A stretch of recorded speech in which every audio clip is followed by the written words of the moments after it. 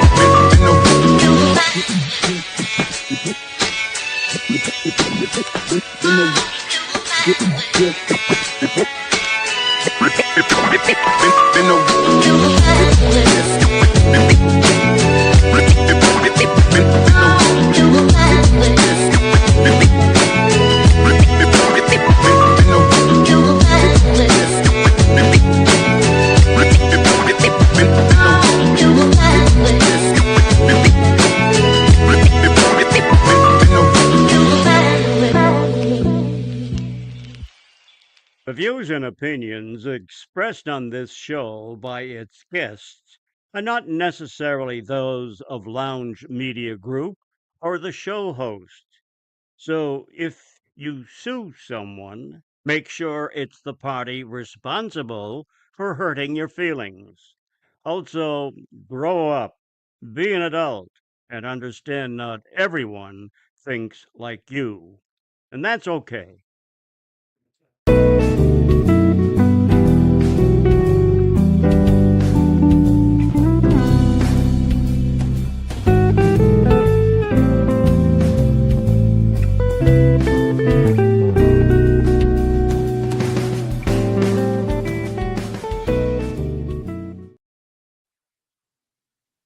Hey, welcome everyone. Appreciate y'all joining us back here on another Wednesday afternoon, Wednesday edition of the Logistics Lounge. Mr. Hound, what's crack-a-lackin', man? What's going on, brother man? How you living? Man, I'm living like a Bob Dylan killing. Nah, I don't even know how to say it. Living like, chilling like a villain, doing a Bob Dylan killing. There you go. There you go. How That's about right. that? That's right. Oh man, my week's good Gotta though, get it. man. Swinging back into things, getting I say swinging back into things, but from the weekend, just moving freight or trying to move freight, man. It's been a freaking struggle out there, dude, and I heard a lot of people been dealing with it, man. Like just rates are all over the place, going up in a lot of lanes, which is really good. Happy to see that. Not complaining about it at all. Capacity's been really, really, really tight. And I would like to say it's because of the holidays, but you'd be hard pressed to get me to believe that drivers are sitting for 2 weeks. You know what I mean, to enjoy the Christmas holidays. So, but I'm ready for the holiday, getting ready for the holiday. My wife is actually out doing some Christmas shopping right now. So yeah, man, I'm doing good, man. Things are doing good and are going good. And as always, I'm excited to be here with you, man, and with these That's right. awesome folks, dude. Talking some trucks, man. It's like a freestyle, but better, Yeah, and in my opinion. I met these people in the most like I wouldn't say semi truck way, but just in a weird way. Like it was just weird. I just met these people, so I don't know, probably one of the rarest introductions I think I'd say I could have when it comes to meeting someone. But how are you, good sir? How have you been? How are you doing? How do you think things are going? I've been good. It's been another one of them weeks, man. Busy, long, but just getting ready to go down to Alabama. I think I'm heading down tomorrow. Got to swing by and grab some toys for the kiddos. And yeah, dude, trying to make it to the holidays. But Have you talked to Clint? I forgot he's going. No, I haven't. Oh, I'm driving down either way, but Yeah, well, I'm just saying, like, you should, so y'all can, yeah, no, meet I up need to or reach whatever. out to him. I totally forgot about that. But yeah, because I got some stuff I need to do with him too. I got this thing off TikTok that I need to use his truck for to make a video, and then I'm just gonna give it to him. But uh, yeah, dude, no, it's been a good week, man. I'm definitely with you. I haven't like dealt with all this craziness, being on the asset side, but there's definitely something in the air. Like I don't know, it's like you said, it's good that the rates are going up, but it kind of sucks for you too because it's like you quote something out that's good, and next week it's up $200, and then you're kind of up shit's creek. But Bro, I it's don't know, worse and dude, I know it's worse not than that. capacity either. I know it's not capacity, like unless people are like seeing all this news about these carriers shutting down, and they're like, oh well, that's good enough for me to raise my rates up, a few cents per mile. But I don't know. I mean, but also like imports are down 4%. Like a lot of the freight's already here, so unless everybody just trying to make no money for Christmas, Well, I mean make it on that's the thing Santa though, man. Claus, I slide down mean, the chimney. everyone keeps saying the freight is here, but like, dude, there's still shit that's made here in America, and like that's the stuff I'm dealing with, and it I would honestly lean to say that it is a capacity thing, man. There's been a lot of companies that have gone out of business here within Q3 and now into Q4.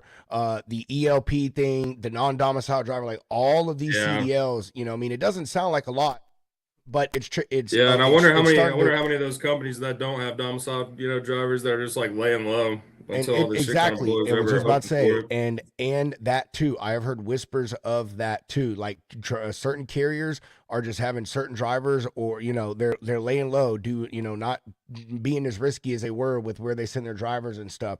So and it's and What's up, Ingrid? the rates are just absolutely crazy, man. I lost more money between Thursday and yesterday than I lost in all of fucking Q3 and leading into Q4. I lost like $1,000. So, and because I don't lose Hey, money that's a like lot coming that, from you. You don't lose bro. money. That's what I'm saying. Like and it hurts me because that is my number one thing. Like I don't lose money. I don't. We I'm a don't good pay to rater. work, man. We don't pay Nah, to well, I work. mean, it's just I'm a good. I know how to rate stuff, and I know how to look at things and be like, okay, this load picks up in 3 days. I think this is what the rate is going to be in 3 days. I'm really good at it, man. I'm really good at it. But I don't dude, know. These are like I the got days where one it's like, lane. I got one oh, lane. The swing went dude, it went from I bid it and I put 1,400 into it.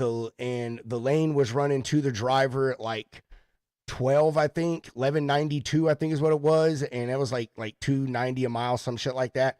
By the time I bid it on Thursday, she gave it to me on Monday and I posted it Monday. The lane had already went up $200. And then by the time I booked it, because it picked up on Wednesday or yesterday. By the time I booked it yesterday morning, the lane had went up another 200. I lost $400 fucking dollars on that load. Like, dude, it was crazy. And I have another lane right now. This lane, it just dropped from 1,900 to 1,900 last week, went down to 1,400 this week. I had 2 loads this week that I booked at 1,450, and now my guy just gave me 2 more loads picking up on Monday. That lane has already went back up from 1,400 and now it's back up to 1,800. So a $400 swing both ways in less than a week.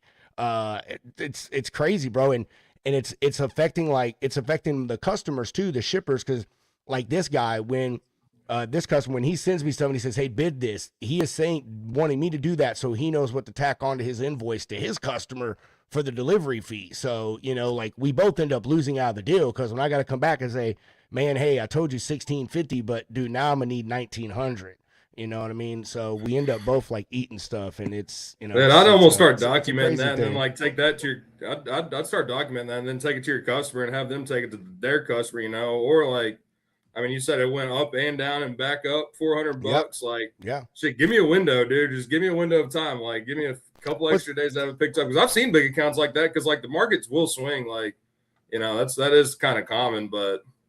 Dude, but not like this. Like, there's more lanes, man, that I could name that like I run regularly in the last week. Like they've gone up 25%. I mean, hundreds of dollars on the upswing. Again, which I'm not complaining about, dude. Like I'm not the one that pays the freight bill, the shipper is. But the problem is that it's hard.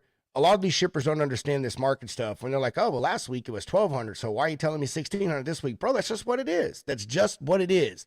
And it's just an uphill battle sometimes, man. And but me, hey, I'm a rare broker, bro. I'm transparent with the rates to my customers, dude. I send them snapshots of that. Look, bro, hey, this is what it says to the driver. You know what I mean? And then dude, I'll put customers in the emails with my carriers, like saying like, look, this is what I'm paying, this is how much I'm making. Like, I ain't trying to be no Houdini over here. Like, it sounds like Ingrid's got some sort of insight that we don't know about. So that's just the start. Don't you start fear mongering out here, Ingrid. Well, like I said, I mean, hey, I don't care about the rates. It is what it is. I am all happy that they go up, man. Business. Let them go up. I mean, obviously, we don't want to do too much, because regardless what carriers say, this is the part where I think a lot of them sometimes don't think about the economics. We, the consumer, which you are still a consumer at the end of the day, Mr. Truck Driver, just like I, Mr. Broker, am. All that stuff trickles down to us. You know what I mean? Them shippers ain't gonna eat that cost, bro. You know what I mean? Come on. But anyway, there you go. No doom and gloom. Like I said, it's just really wonky right now, man. This has probably been the roughest last 2 weeks I've had all year long, bro. I mean, seriously, it's been absolutely crazy, man. Yeah. If you do remember, I said how this was going to be. Yeah, I know, Ingrid. I know. It's just because everyone doesn't know Ingrid is the head of the truck driver cabal. Like people don't know that. She knows all. She's the puppet master. Yeah, she's the puppet master. That's right. All right, man. All right, well, I'm rambling. Let's go ahead and get to some news. You ready for some news? All right, let's do it. Lounge Media Group news, everybody.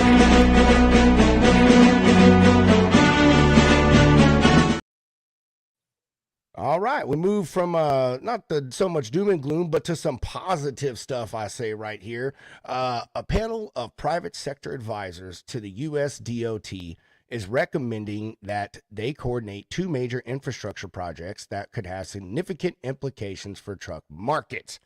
First, a tunnel underneath the Hudson River connecting New Jersey and Manhattan, dedicated specifically for trucks. The truck tunnel would be the freight piece of a new transportation corridor, which Rubin, who is a person on this committee, recommended be dedicated as a 9/11 memorial project. This would include a multimodal bridge spanning the Hudson River that would accommodate passenger vehicles, bicyclists, and pedestrians, and he believes can all be done without any burden to the American taxpayer. So applause for that if we can make that happen. And he said he could do this by setting it up as a public-private partnership. Rubin also contended that with an estimated 125,000 trucks coming into New York a day, he says he believes that this tunnel would provide relief that could relieve to a choke point, major choke point in the Northeast, and would increase throughput for both cars and trucks, would help eliminate a lot of traffic delays and as well fuel waste. Secondly, fixing America's truck parking problem headed up by the DOT. They want to take a lead in sponsoring 1,000 DOT certified truck parking facilities over the next 3 years to create a total of 40,000 new truck parking spaces that would meet minimum safety standards for quality, or minimum standards for safety, quality, and other amenities. Rubin, who is founder and CEO of Center Park, a New York City-based parking management company, said that we have hot mapped the country to identify areas where truck parking shortages are occurring and where we think these parking facilities could be well served and utilized. The plan would include recycling unproductive and vacant properties and turning them into a higher, better use that would be well served by the trucking community and the American supply chain. So Nice. love it. So they say they're going to build a bridge or a tunnel under the Hudson River for transportation, and they're saying that's what this bicycles guy, and cars. And also, are they still going to charge people to deliver in New York City, like or commute to work? Yeah, hey, I don't know. Hey, this is Or are they going to put a time limit on there? Only trucks in that tunnel for this certain amount of time. Well, yeah, supposedly, man. I mean, hey, these are all just recommendations. I mean, great idea. You know, if they can make it happen, would definitely ease up a lot of stuff. You know, most trucks travel over the GW, and can't remember the other one that's real heavy traveled up there. But anyway.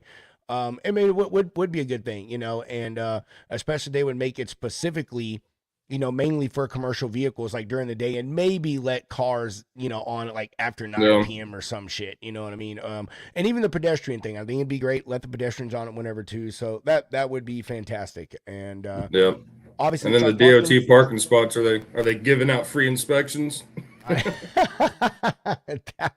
Maybe that's one of the amenities, bro. Maybe that's one of the amenities. You know, you get a free non-punishable DOT inspection with every spot booked at the DOT certified parking spaces across America. Everybody coming to you soon, 2027.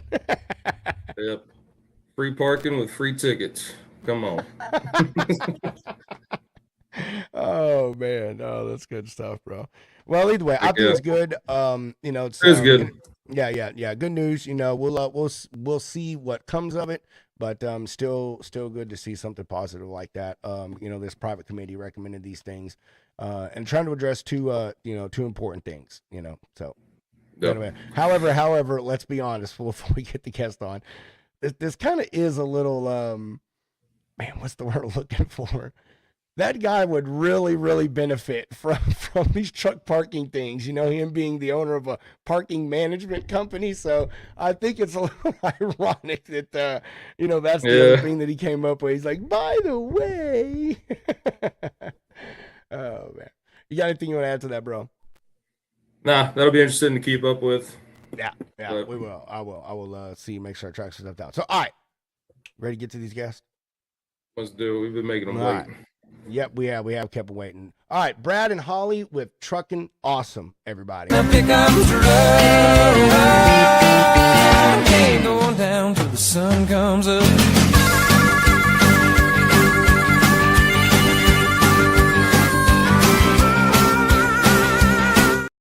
Oh no, I want to use it.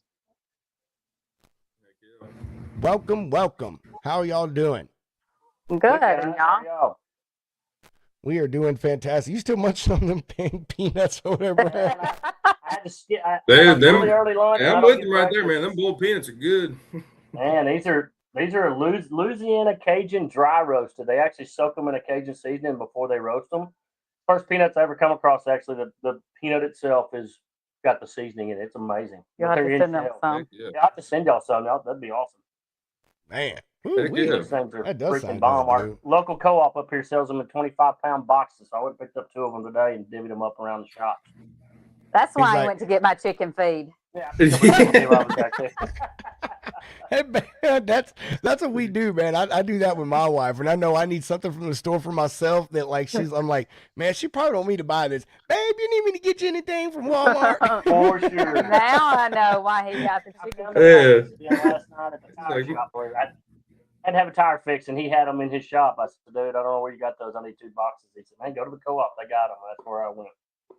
You know, us guys, you know, we're like all guys are like that. I don't know. You remember that video meme that was going around a while back where it was that drunk guy brought something random home, and his wife was like, "Where'd you get that?" They gave it to me for free. Yeah, you get 4 bags of feed. Yep, I gave somebody money and they gave it to me. That's like me texting you, I need this. Yeah. He was sending me truck parts he needed, and he would just say, need this, and text me the picture. So then I sent him, after a couple of them, that I would just hop online and order right then. I sent him a picture of a fluffy cow, and I was like, oh, so this is how this works. Need this.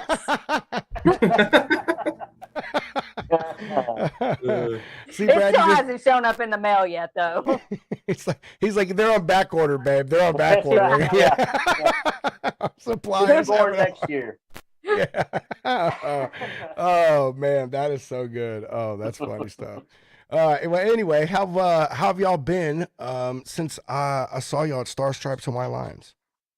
Well, I have been on my deathbed. So whatever that, you know, they say that you come home from Matt's with the Matt's COVID. I guess I came home with the Stars and Stripes COVID this year, and it took me down. It took Cotton both. Yeah. 3 weeks. So this is her first week back. She went back 3 days.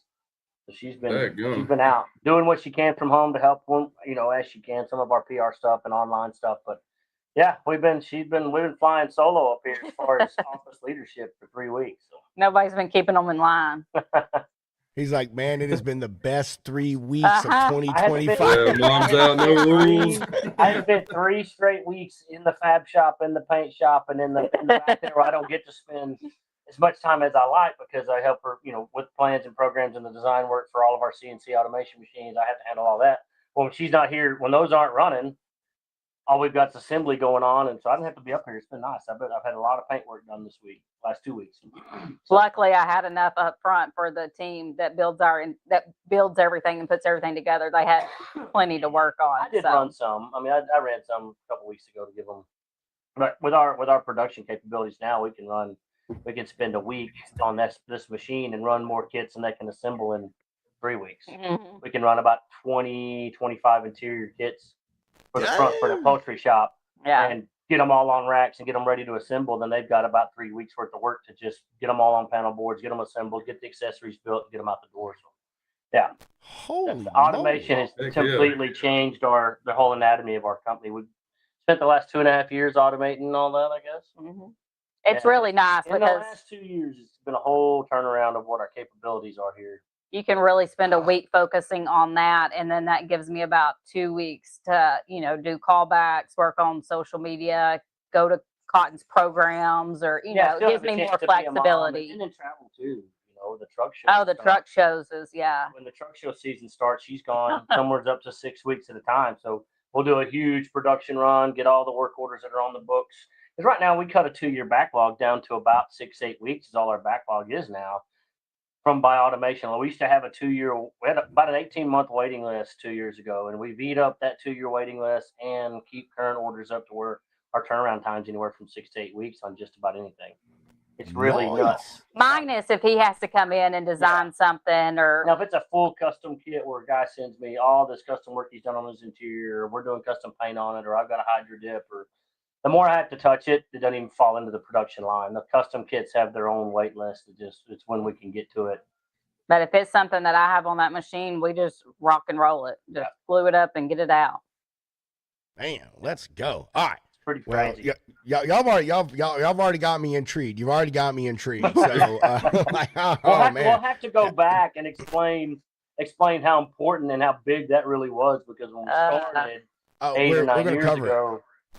8 or 9 years ago when we started this thing, it was me and 2 other dudes. You weren't a part of it.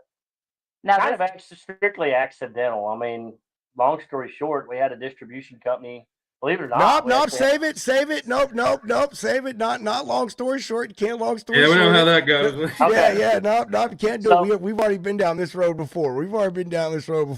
So, all right. So let's get this show rolling. First, I'll say how I met Hollie and Brad. Met just the weirdest thing. Star Stripes and White Lines. Our good friend Tex Crowley was overtaking photography of the trucks going around the track on the final night on Saturday. And was like, Pedro, dude, you got to come over here. We're hanging out with these people. We're just taking footage, blah, blah, blah. Rolled over there, and there's Hollie and Brad and Cotton. And I think your dog was in the golf cart with you. Yes, yeah, the Labradoodle, yes. And we're just all sitting out there hanging out, just talking, getting footage and shooting the shit. And asked Hollie what she did and or where she was from. She told me she was from Texas, and I was like, freaking A, it's all I needed to really know right there. We're friends right now. But then she told me that she does truck restorations with her husband, and I was immediately intrigued. Unfortunately, we didn't get a lot of time to talk because I think it started raining, is what it was. Oh, it rained off and on that whole weekend. Yeah, and y'all ended up going back to y'all's spot. So, but Hollie and I we immediately actually ended connected. up leaving. Yeah. Oh, did you? Well, Oh, yeah. I remember you and I immediately connected on Facebook the next day, and I wasn't even sure it was you. I was like, this is weird, but are you the lady that I met standing next to the thing? Just so, like, it was the funniest thing, man. I'm pretty sure what you said are you Kendall's travel mom? Yes, I think that's what it was. I was like, yes. I was like, is this the lady that's Kendall's travel mom? That's what it was. I think you're right. So, yes, I am. I love her. And so anyway, we got connected and told Hollie we had to get him on the show immediately. So here y'all are, and thank y'all for joining us. We really do appreciate it, and we're really interested to hear about y'all's business and what y'all do. So we're gonna start y'all off same way we start everyone, and that is, who is Brad and Hollie, Hollie and Brad, and how did you get to be where you are with Truckin' Awesome? You want that? Man, I don't even know where to start. We've been, I was going to say long story short, but I guess it'd be long story long because there's really no short version. It was basically accidental, to be honest. My brothers both. I'm a farmer's daughter, so I wasn't really raised around trucks. I was raised on a farm. We had trucks, but I guess as my brothers grew up, they both ended up with two numbered Peterbilts, two red numbered Peterbilts. Classic 359s is what they ran. And actually, I was building, once I got out of the service and we started a distribution company, and then kind of bought into that. We actually had an ice cream distribution company, oddly enough, and that's what we ran out of here. That's why we had this facility that we have. It's actually started out as a grocery store. It's what we have here. And then I went into building. I've always done hot rods and custom leather work and paint work, even for myself, and on the side when I was traveling the world, I was doing that stuff. So I had that experience. And my brother-in-law was like, "Have you ever touched a big truck?" At that point, I'd never even, other than standing at a fuel aisle and filling up beside one, I'd never been in the trucking industry at all, or anything to associate with them. So, long story short, we did his. He said, "Man, if you could build an interior for a 359, he was getting ready for GBAT. It'll go crazy. There's no one out there doing them." So I did. I spent the next 3 weeks. He brought his truck up here to the shop. Spent the next 3 weeks, completely gutted it. Hand built the first one. Hand stitched it to an air correct as best I could. And he was right. And he doesn't even do social media. Just in the group of people he knows from trucking over the last 25 years, I had probably 20 to build of all different styles and shapes. And I'm like, the only style and shape I have is the one I just did, because that's the only way I got a pattern. So, so I spent the next about 18 months traveling around at pick and pull yards and buying every shape and style of sleeper Peterbilt ever made. I started with mainly Peterbilts. 36s, 48 stand-ups, ultra cabs. I'd buy them out of scrap yards for peanuts just to be able to gut them. And half of them, when they realized what I was doing, they wouldn't even charge me. They let me gut the interior out of these old sleepers and bring them back here. And that's how we started with our patterns, and how we have the patterns we have today. Started by hand making, ripping interiors apart and making accurate panel boards to be able to reproduce from. And they were 100%. We had every make and model of Peterbilt within about a year and a half on the shelf, so people could actually call. As far as I know, we were the first kind of production shop. That kind of what led us into a more kind of a production shop, where people would just pick up the phone call, tell us what make and model they had, what combination of sleeper they had, And if I didn't have it, they had a longer wait time, but I would go get that combo because obviously it was something I thought it's something we would need again for sure. So I would go find that combination, may it be flat top to stand up, whatever it may be. Gut it, create that pattern, put it on the shelf. I only had 4 people. It was me. I had 2 hands working for me, and my dad, who's always been a craftsman, and he kind of had his own business, so he decided to come to work for me. You know, and both my parents worked for us. And her mom did for a while. She's kind of retired now, but that's how we did the first 7 or 8 years. I mean, we grew with needing for people because our production needs went up, but everything was 100% hand stitched. So we had to pull the panel boards down, Mark trace all the panel everything. boards out. All the panel boards were hand cut. And then they had to go to the vinyl and foam side. Everything was hand glued. And then you had to literally take chalk pencils and mark, if it was a 359 classic 2 interior, you'd have to mark 5-inch squares on every piece of that, of each interior kit, make sure they lined up. And then they went to the sewing. I call it the sewing island because at that time, I had 5 36-inch sewing machines facing on this huge center table that we have in here, and 5 people sewing. And they'd be sewing just whatever patterns that my drawers were drawing. Very extremely laborsome, extremely. I mean, we were lucky to get a complete interior out about every week and a half to 2 weeks, especially if it was, say, a full accessories kit. Take about 2 full weeks to make a single kit. And that's not including button tuck. Button tuck's a whole other game. Whole other gambit. But like I say, we started with Peterbilt, and then we did the same process with Kenworth. And each time I would do that, it would take about a year to gather up that much. Either I'd go buy the cabs and sleepers, or they let me have the interiors out of it. Then we messed around and painted a truck for a guy about 2018 or so. And apparently there was a huge need for that. Didn't know anybody around here wasn't painting trucks. So then it snowballed into had to build more buildings, and I had to build more shops. So we started with makeshift stuff on the property. We only got about 4 acres here where this facility stands. I had the opportunity to buy 10 acres across the highway. So I have a 10-acre pick and pull yard. That's where all my cabs and sleepers and Connex is full of parts that Peterbilt Kenworth don't make anymore. But as I've gutted trucks, we keep them because we've got parts you can't even get. You know, headlight, interior bezels and rings and things you don't think about till you're trying to restore a truck, and they're just not out there. So I found that. So I've got a huge, my own stock of parts really that have accumulated from just tearing trucks apart, putting them back together. And it's kind of grown into a full frame off restoration shop for now. We went during COVID, had the opportunity during COVID because we were so rural. We didn't have to shut down. We didn't have the mask mandates. We could, and being in Texas, we could do what we want. They left us alone. So we didn't really shut down, but business slowed, you know, because that was a real feel for time for the market. So people were really holding on to their money. So we didn't have a lot of trucks to build. So we took the opportunity, and Texas SBDC did a great job with us and helped us get the funding. We actually ended up spending a little over $1 million in financeable building expansion and built 2 new facilities, a 60-foot downdraft paint booth, to be able to do them right. We were building trucks at that point, but we weren't able to do them on a kind of a production level. We were just kind of all on top of ourselves.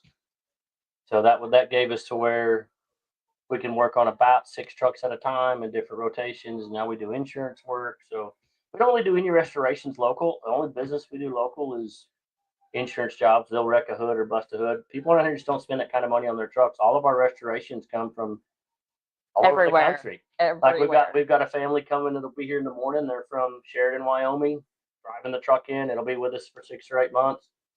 Every truck here is from the East Coast. We have the 2 from Oklahoma. That's pretty close. The closest is Oklahoma City, about 4 hours, but the other 2 are both Georgia, North Carolina, another North Carolina. I'm talking about the cab over. And one coming in from New York. The cab over's coming from New York. So our restoration side's kind of become its own beast.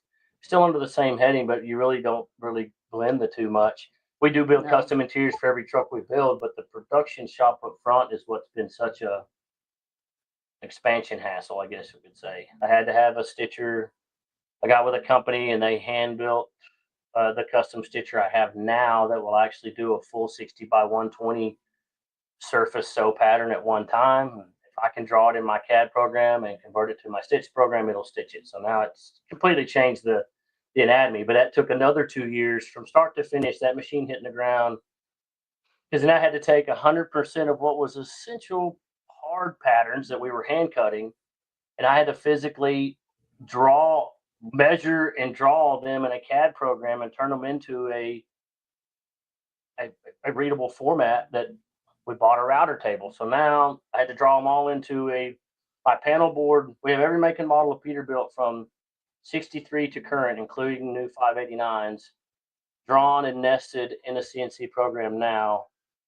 But that was a 2-year process of just transferring board patterns to be able to run on a CNC machine. Because everything had to be hand measured, hand inputted from headliners. I mean, everything. Literally, if you could think of any piece that's in the interior of a truck that we produce, all that had to be drawn by hand, inputted into a system, and then converted to a carve pattern where a router will run it. Now I've got those bunched up by full interior kits. It's been a painstakingly slow process. We're just now reaping the benefits and capabilities now, and that was March of 23. Well, I've had the router table since 2018. Yeah. It took us that long. We were cutting panel boards longer than we've been able to CNC stitch. We converted to automation cutting in 2020. Took about 2 years to do that. And then we were able to start that, and that changed the anatomy of how many we went from being able to build one full interior in a couple of weeks to now being able to build, at that time, about an interior and a half a week, because we took the painstaking 2.5 days per interior to cut out by hand was replaced by automation routing. So that took that up. And then the next step was, is there a stitching machine out there that can do what I want to, all these chalk mark things that we're having to do by hand. It's hours and hours and hours of labor to line all that out by hand. And we were lucky enough that we found a yacht company, I believe it was, that had the other one of these machines that even exists. A yacht company in Tennessee had it. They were gracious enough to send me videos of it, how it operated. Did it have the capabilities? Did I think it would do what I could do? Which it did. So, but it took them 16 months. Mm-hmm. It took them from the time I got all my parameters to the manufacturer of this machine in Europe. Took them 16 months to finally get it built and get it to me. It took another 6 weeks to get it fully assembled, programs installed, and then learning that software, and then learning how to make those softwares talk to what I could draw. Then I started the process of converting our stitch patterns to automation, and that was another 1.5 years to where we're at. We've been running full assembly on that machine for about 8 months now. But in that time frame, by the time I launched that machine, we had an 18-month backlog, and we're still taking weekly orders.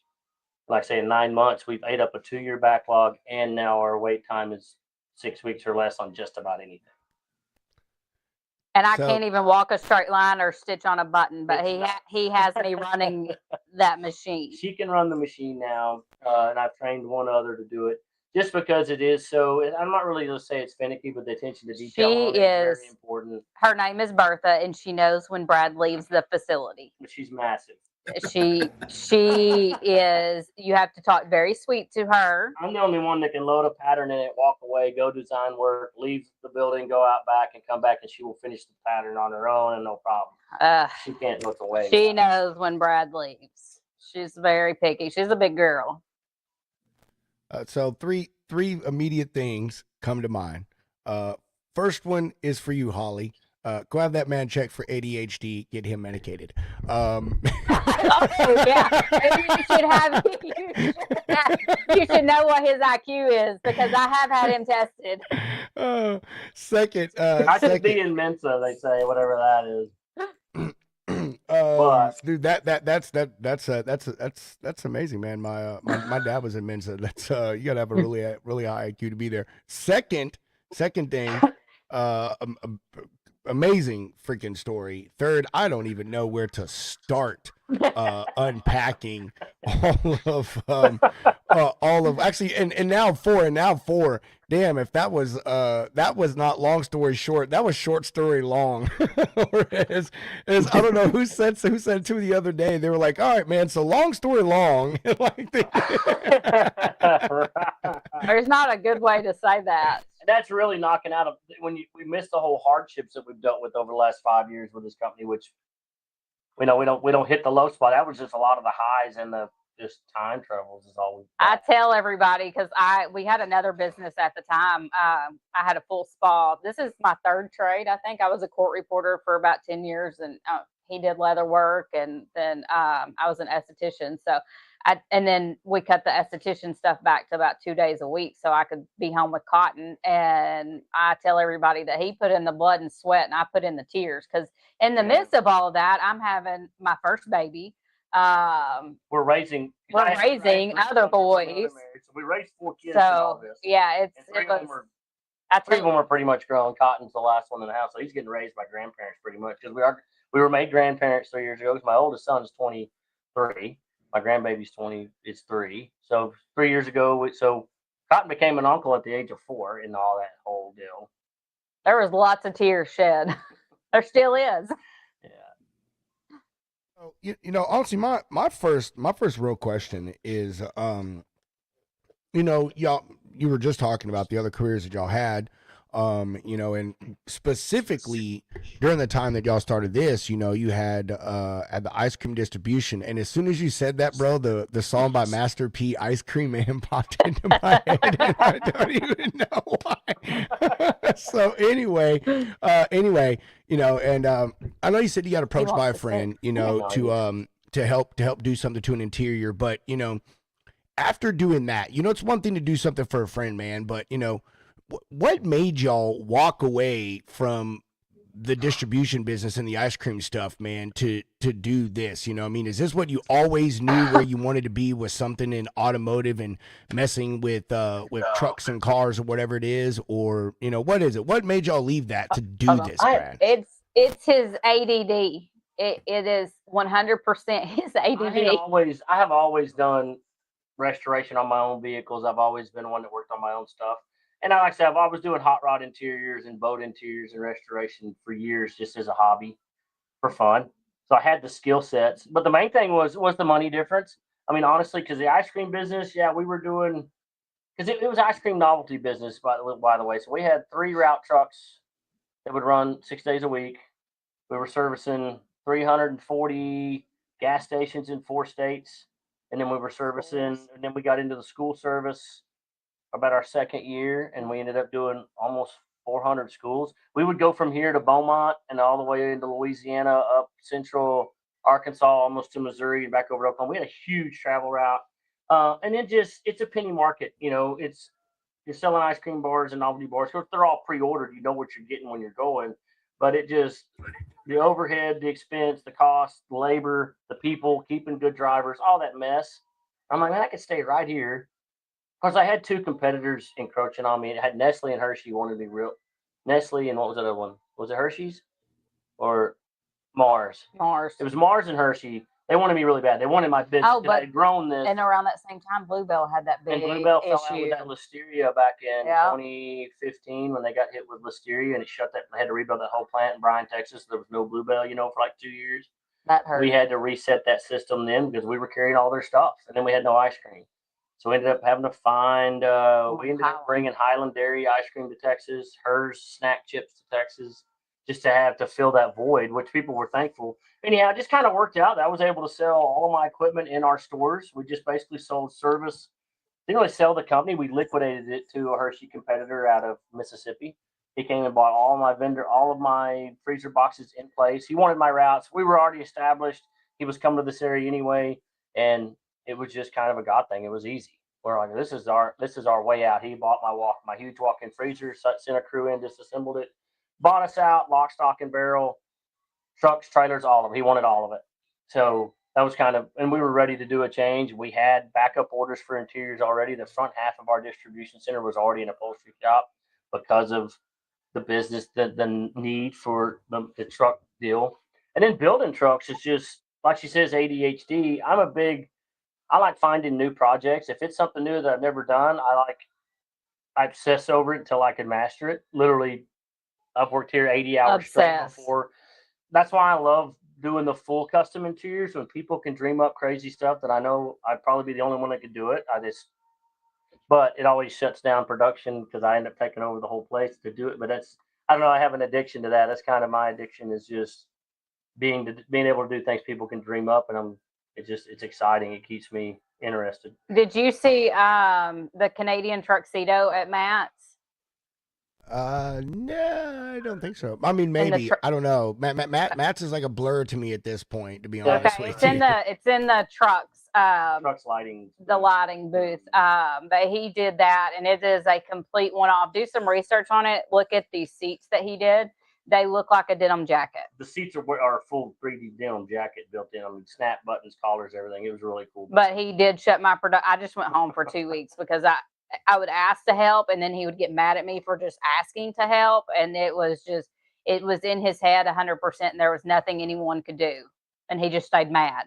But he didn't want you to help, but he didn't want you to go home either. It was real strange. Aggravating. Yeah, it was very aggravating. But and then the restoration part of the trucks, it was the same thing. Just people were hitting us up with the necessity, and it helped push our interior business, honestly, because we were one.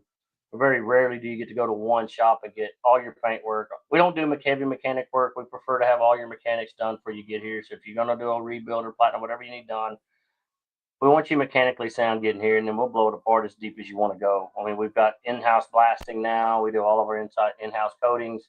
So we stretch. We don't fabricate. Well, I say that. We hand fabricate a lot of stuff that we need. But I have a local fab shop that I've gotten with it. So when we need brakes and shears, I go there and they make the dies. They do a lot of that for me. Everything else here is hand fabricated if we need it. I have a sleeve company out of Louisiana that started making our full frame rails. So that's pretty, I say it's local, it's pretty local. I can get in and out of there, and I can get there in 7 hours. They can have my frame rails from the day I order. They're ready to pick up within 72 hours. That's just nice. So it makes our turnaround time back. But back there, your turnaround time when you're building a truck from the frame up, there's not a turnaround time. I mean, you're going to do a frame off restoration. You're looking at a year. I mean, in any shop that does them on a regular basis, that's just what it takes to do them right. Parts distribution is terrible. Getting the right parts, because where we're geographically located, is a nightmare, honestly. We'll wait 3 weeks on something that you give them a part number and everything, and it shows up. You waited 3 weeks, you're ready to finish up something that's still the wrong part, where you're waiting 3 weeks again to have them figured. It's just, that slows us down a lot. It's like in Brother Wear Off Thou. You're in a geographical oddity 2 weeks from everywhere. Absolutely. Absolutely. So, all right, man. You've mentioned a lot about Peterbilt's, man, and we'll get into some of that, but what all brands trucks do you work with? I mean, you guys primarily Peterbilt, is that what you love the most, or will y'all take on anything? We take them all on. We'll do them all. And we're having to get more into Kenworth right now because it's weird. For some reason, Cotton has fell in love with Kenworth. He did a full flip. Not say flip, but it's always Peterbilt's. Our trucks that we own here are Peterbilt's.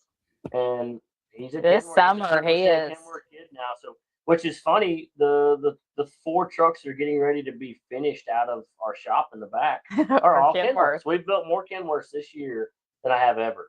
But we'll work on anything. We've got a mag setting out there. We've got a Superliner out here that the guy dropped off. We're gonna do a full interior on it.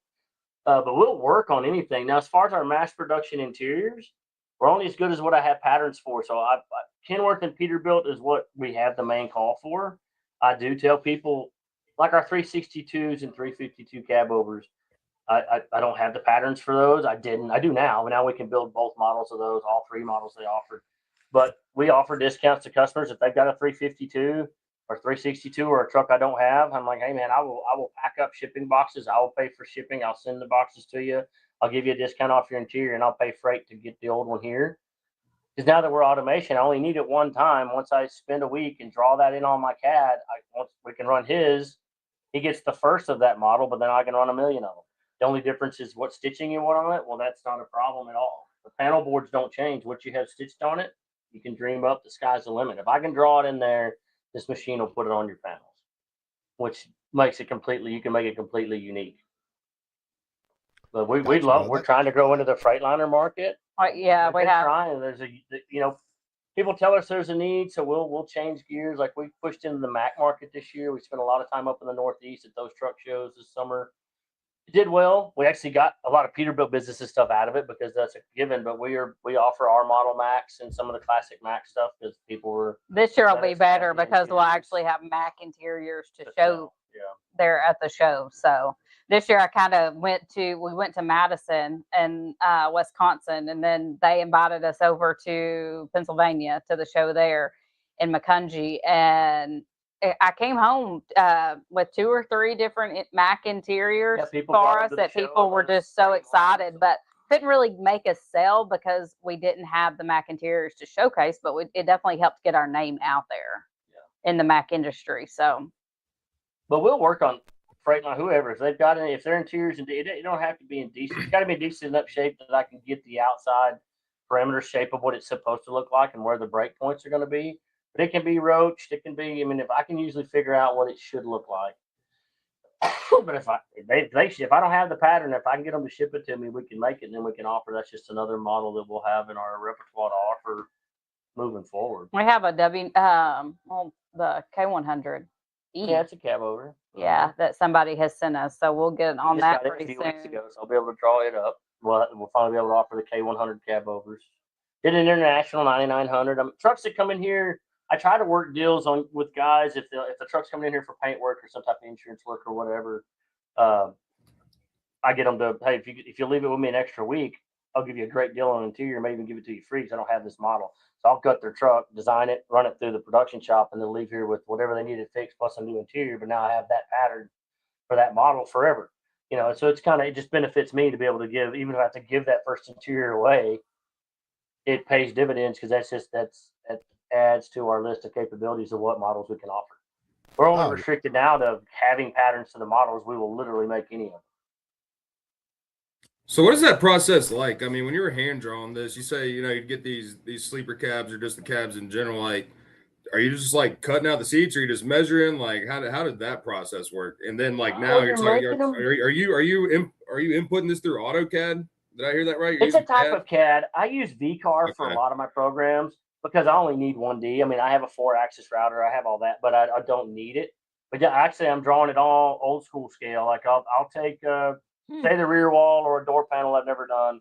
I'll draw it out on a scale. I'll square it on whatever I want. Start taking all my measurements and points of measure, and I may run 1 or 2 sample panels before I get the radiuses perfectly right.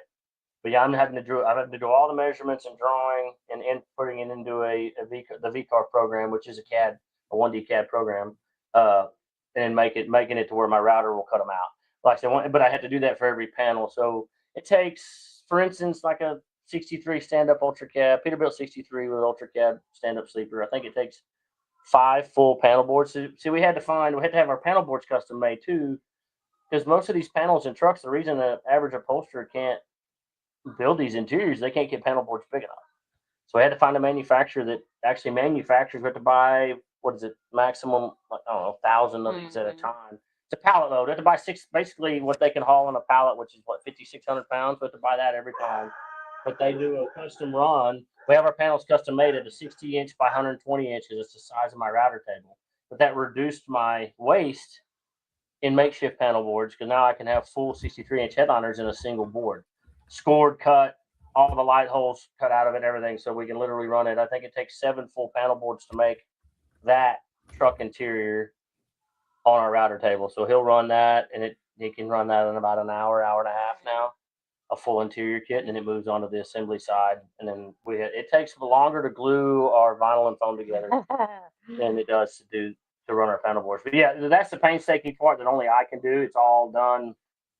I mean, I wish we tried the 3D scanner. We tried the everything. And he's not a teacher, or he could show me how to do it. We've even talked about that, me going to take some CAD classes, but he makes this do stuff that it's not supposed to be capable of doing, that only he can do. What I need them to do, but they're not designed to do that, if that makes sense. Even the stitcher.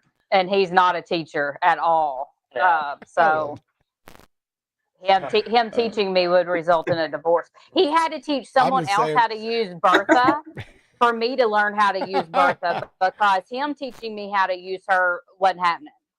Not happening at all. I can see Brad.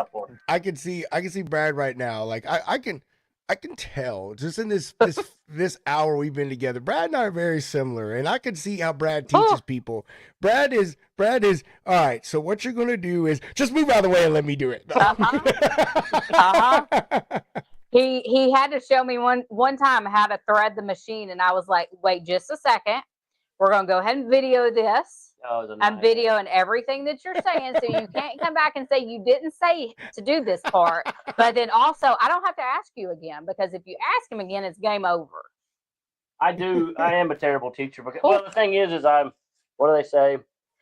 I assume a certain level of common sense goes into everything that I'm getting ready to teach, and I just realized that that's not true. It's not so.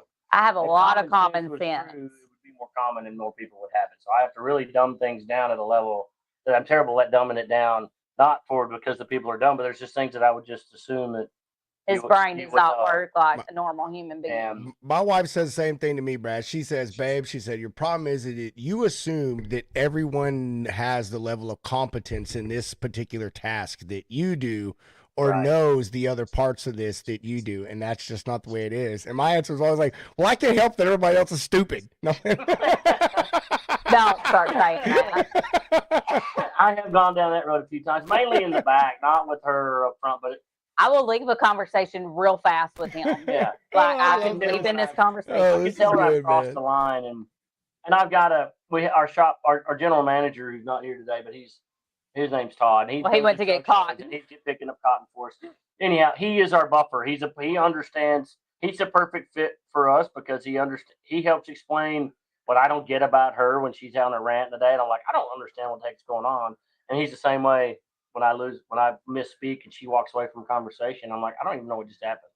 Well, you got to be. Yeah, I don't know. He's not the foo-foo, lovey, oh, babe, you're doing a good job. That is definitely not I'm our not great relationship. at boys either, so I'm terrible at that. That's for sure. But I will look him in the eyes now, and I'm like, I'm leaving the conversation. Yeah. So, here we are. We're talking a lot about, interiors and stuff, man. But and you've mentioned some insurance work, but for purposes of the show and the restoration thing, what all do you guys get into? I think you mentioned you really don't dig much into the mechanical stuff, but what all do you guys get into? And can you tell us, a little bit about those processes, man? How hard it is to like source some of these parts, some struggles that y'all deal with certain trucks, maybe, just. Let us know about the other parts of this besides the interior part of it. The frame off restorations is it's like I say, it's a beast in all its own, and it's the biggest struggle of the company. It's something that brings bigger dividends, but by the time you get to that point, you feel like it's just, gosh, we didn't make nothing on this truck, It will wear you out. It takes a lot. It's very expensive to build, but we'll do a full frame off. Like I say, we do. I've got a double frame rail restoration that we're right in the middle of right now. A heavy haul 4-axle out of where's that? Iowa? He's out of Iowa. Butler. Triple axle we just started. But we'll take them all the way down the frame. We'll pull the motors, we'll custom paint the motors, transmissions. Like I said, we want if the motor needs work or needs to be a rebuild, or your rear ends need to be rebuilt, we'll put planetaries in, we'll buy new gear assemblies. We can do all that here too, but we need all the driveline basically new. So when we blow it apart and do all this painting and this customization to it, we're not putting lipstick on a pig, basically. And there's a lot of our paint shop, a lot of our paint builds right now aren't even having the motors done. They're just they're working class show trucks is what I call them. Motor looks decent. They don't want us to mess with the motor, so we'll pull the cab sleepers. We'll blast the frames if they need to be blasted. A lot of them are a little newer right now. Believe it or not, they've been some of the newest trucks we've done in a long time, so they didn't have to be blasted. So they were hand prepped, but full 60-foot downdraft paint booth, so we can prime them, paint them, pull them back together. Cool thing about the paint booth to be in production is a full heat bake, so we can pull a truck in there. I can shoot color clear on it, run a bake on it for about 45 minutes, let it set another 30 minutes, and we can actually go back to a reassembly stage because the paint's locked up at that point enough that you're not going to damage it. Water's not going to damage it. He's really good behind a paint gun. He's a really good painter. But yeah, when we'll do it all. And the cool thing is we can do inside and outside. And I think that's why we pulled the business that we do, because it's a one-stop shop. They don't have to go here to have their motor painted. They don't have to go here to have their framework done. Then they got to take it over here to have the truck painted, and then take it to us to do an interior. We can do all of that at one spot. And the biggest struggle we had, not really now, but the biggest struggle we had early on was customers. Well, why is it taking so long? I said, I'll tell you why, because we can do it all right here. You would have taken it to a frame shop for a month, then you would have taken it to engine shop for a month, then you would take it to a paint shop for 2 months, then you would finally got here for an interior for another 2 months. That comes out to about a year. So why would you be surprised it takes us any less time, you know. And now that we have our customers, we explain it up front. It helps out a lot. And a That was lot the of biggest people that aggravation you was talk people to, complaining about, man, it takes 6 months to a year. It really does. Because you can't run a shop and an operation on a single build at a time. You've got to have 3 or 4, sometimes 5 builds going at a time, all in different levels. So you end up long term having a truck leaving every couple of weeks. And you got to do that for business, for money wise, cash flow wise, all that. That's how it ends up having to be. Well, it takes a while to get to that point. You know, it takes a few years to get to that level. But we're at the level now, I'm confident there's really nothing that anybody else is doing that we're not. We'll do custom air rides on the front end, you know, and I outsource. I have CAD guys. I mean, I have Fab and CNC because I don't have CNCs here for the back. I haven't automated that yet just because I don't have the space to build the third shop I really need on this property. And I don't really want to build it off site. So we outsource. Dickerson Custom Trucks does a lot of draw my gauge panels out. If they want new gauge panel layouts, I'll draw all that here. How exactly I run them. I'll run them on my router table out of panel board, fit them in the truck, make sure everything's the way I want them. Then I send that file to DCT. They cut all my panels. They do all my brake work. And then we do our hydro dipping on those in-house. So they'll send the panels back, new aluminum. We'll hydro dip them or custom paint them or whatever the customer wants. The same thing with deck work, custom fender work. We outsource that to a local fab. If I need custom fenders, broken, bent here, I give them all the dimensions. I send them all, draw it in a file for them, send it to them. Basically build them a blueprint. They build me what we need, and then I don't have to question if it's going to fit when it comes back. Dang, dude, you got getting that stuff down to a science, man. Like I like the that. stuff that he retains in his brain is insane. And it's still a daily struggle. I believe that, but you know, also, man, you know, credit to y'all. You know, and I mean, especially you, Brad, is the guy touching everything. You know, knowing what you can do, what you can take on, and what needs to go to someone else, man. You know, Right.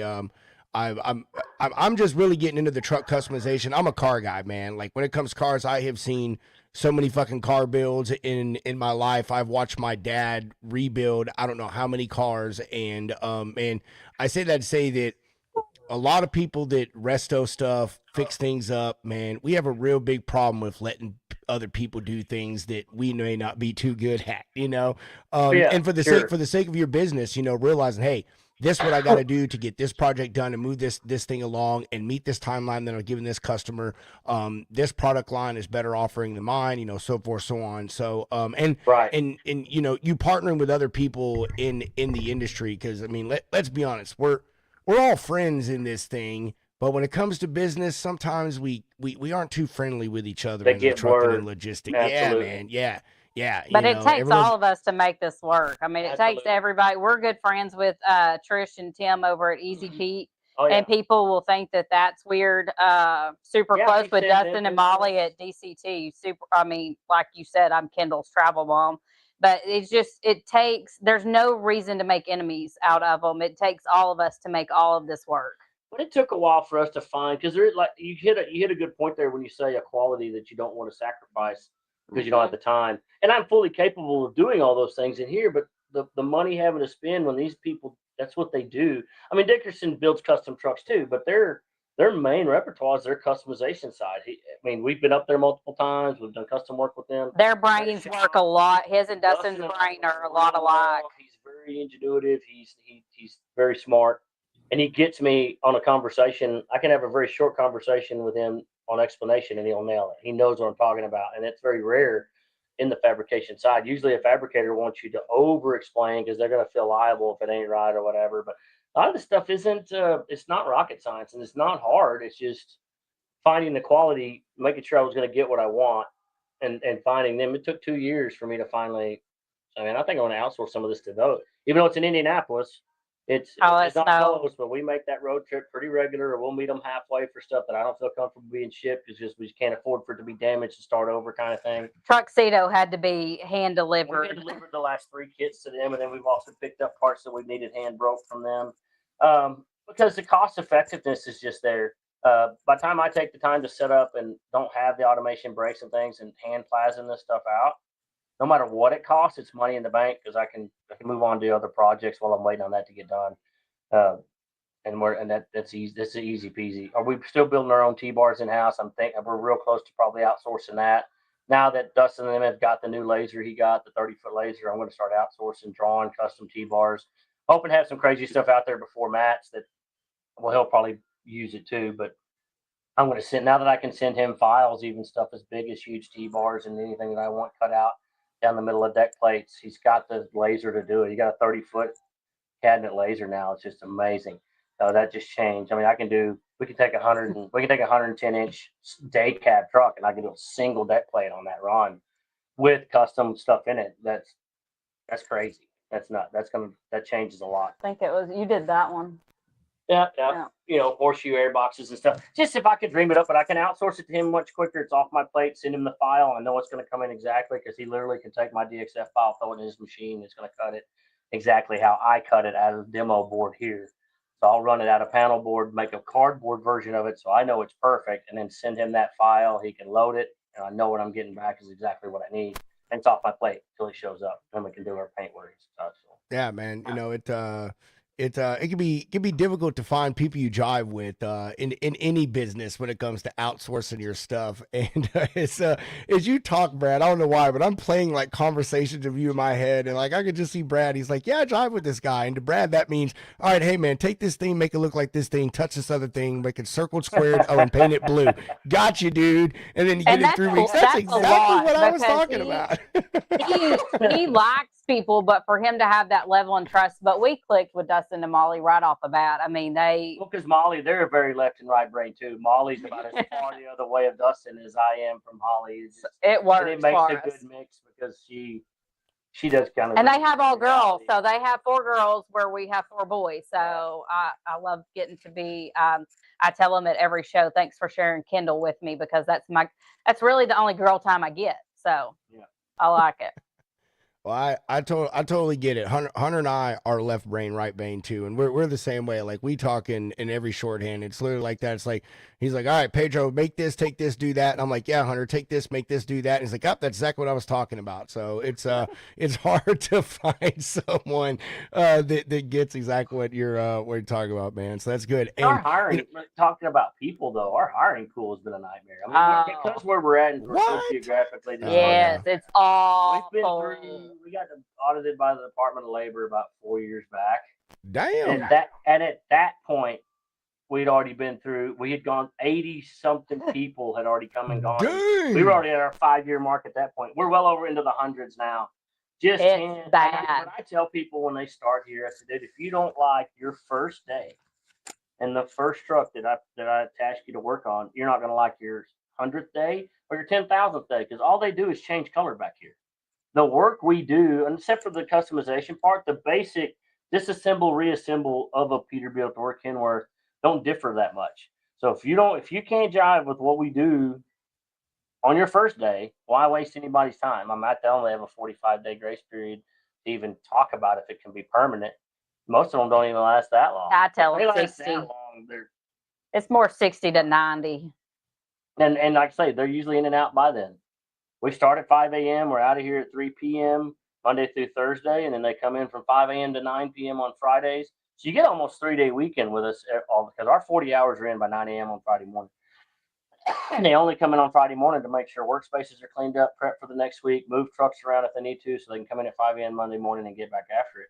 So, I mean, it's not a bad gig, but it's not for everybody. No. Man, I wish I lived closer because I got an 18-year-old that, dude, your place is his dream job. Send him down. He would lose his ever fucking mind, man. I'm telling you, he wouldn't know what to do with himself. That kid, he loves anything with the wrench. Anytime he gets to touch something with an engine, man, he is definitely in his happy place. And yeah, that's awesome. His first vehicle, he wants a diesel truck, and I'm like, yeah, dude, great, get something I know absolutely nothing about. That's nothing about, move. Right? Yeah. See, I'm just diesel trucks and everything here. I'm working on an excursion now that should be out tomorrow. It's going to be my personal truck, but I got our 16. Yes. Our 16-year-old. Our 16-year-old he's opposite of me. He's like, man, can you give me this like a Honda? Like a tiny car that sounds like a bumblebee that he can work on and play with because they're cheap. I'm like, now you want something I know nothing about. He's driving. We do have a Tesla because the kids go their school's not close, and so that is what he's been driving around in. So they do go to a private school, and we were burning 120 miles a day by the time we get them to school in the mornings, pick them up in the afternoons. That's with no other. So we were saving miles off one of our. We bought a Tesla almost a year ago, and I like and it because the safety ratings on it with him being 16 and a boy. I'm sorry, I know I'm the only woman in this, but y'all's brains do not develop very fast. No. And y'all are real stupid. Sometimes y'all make some terrible life decisions. So I like the one of the main things on the Tesla when we bought it was the safety, because I knew that he would be driving it. He would be driving Cotton around too. You can program it around where speed parameters. I mean, he can go up to 5 miles over the speed limit, and that's it, kind of thing. So it works out. But the safety on them, the airbags and I guess. It didn't help. Our 23-year-old son. Oh my God! By the time he was 21, it totaled 3 vehicles. Yeah, so, I mean, he's a little skeptical on trusted boys who drive young. He was the reason that we, his freshman year in high school, at the end of because Brad had pretty much left it up to me whether we were going to have our own kid, and his freshman year of high school, I was like, I am done. We are not having a kid. You need to get your kids raised, and you need to get them out of our house. I do not want any. I've scheduled my tubes to be tied. You need to get these kids grown. Like, they need to be done. And then date night and a bottle of wine later. And at that point. We tried 2 years to get pregnant, and she books a date. The week she books a date to finally have her tubes done, and we were done. We were just going to enjoy the 3 we got, be done with it, move on. She books the date, and she goes in for like the pre-deal, and they're like, well, you can't have that done because you're pregnant. We're like, what? 2 years, and all of a sudden, so Cotton was a great surprise. Oh my God! Give it up trying, and we're ready to just be done with it. And then we got him, so he's a mess.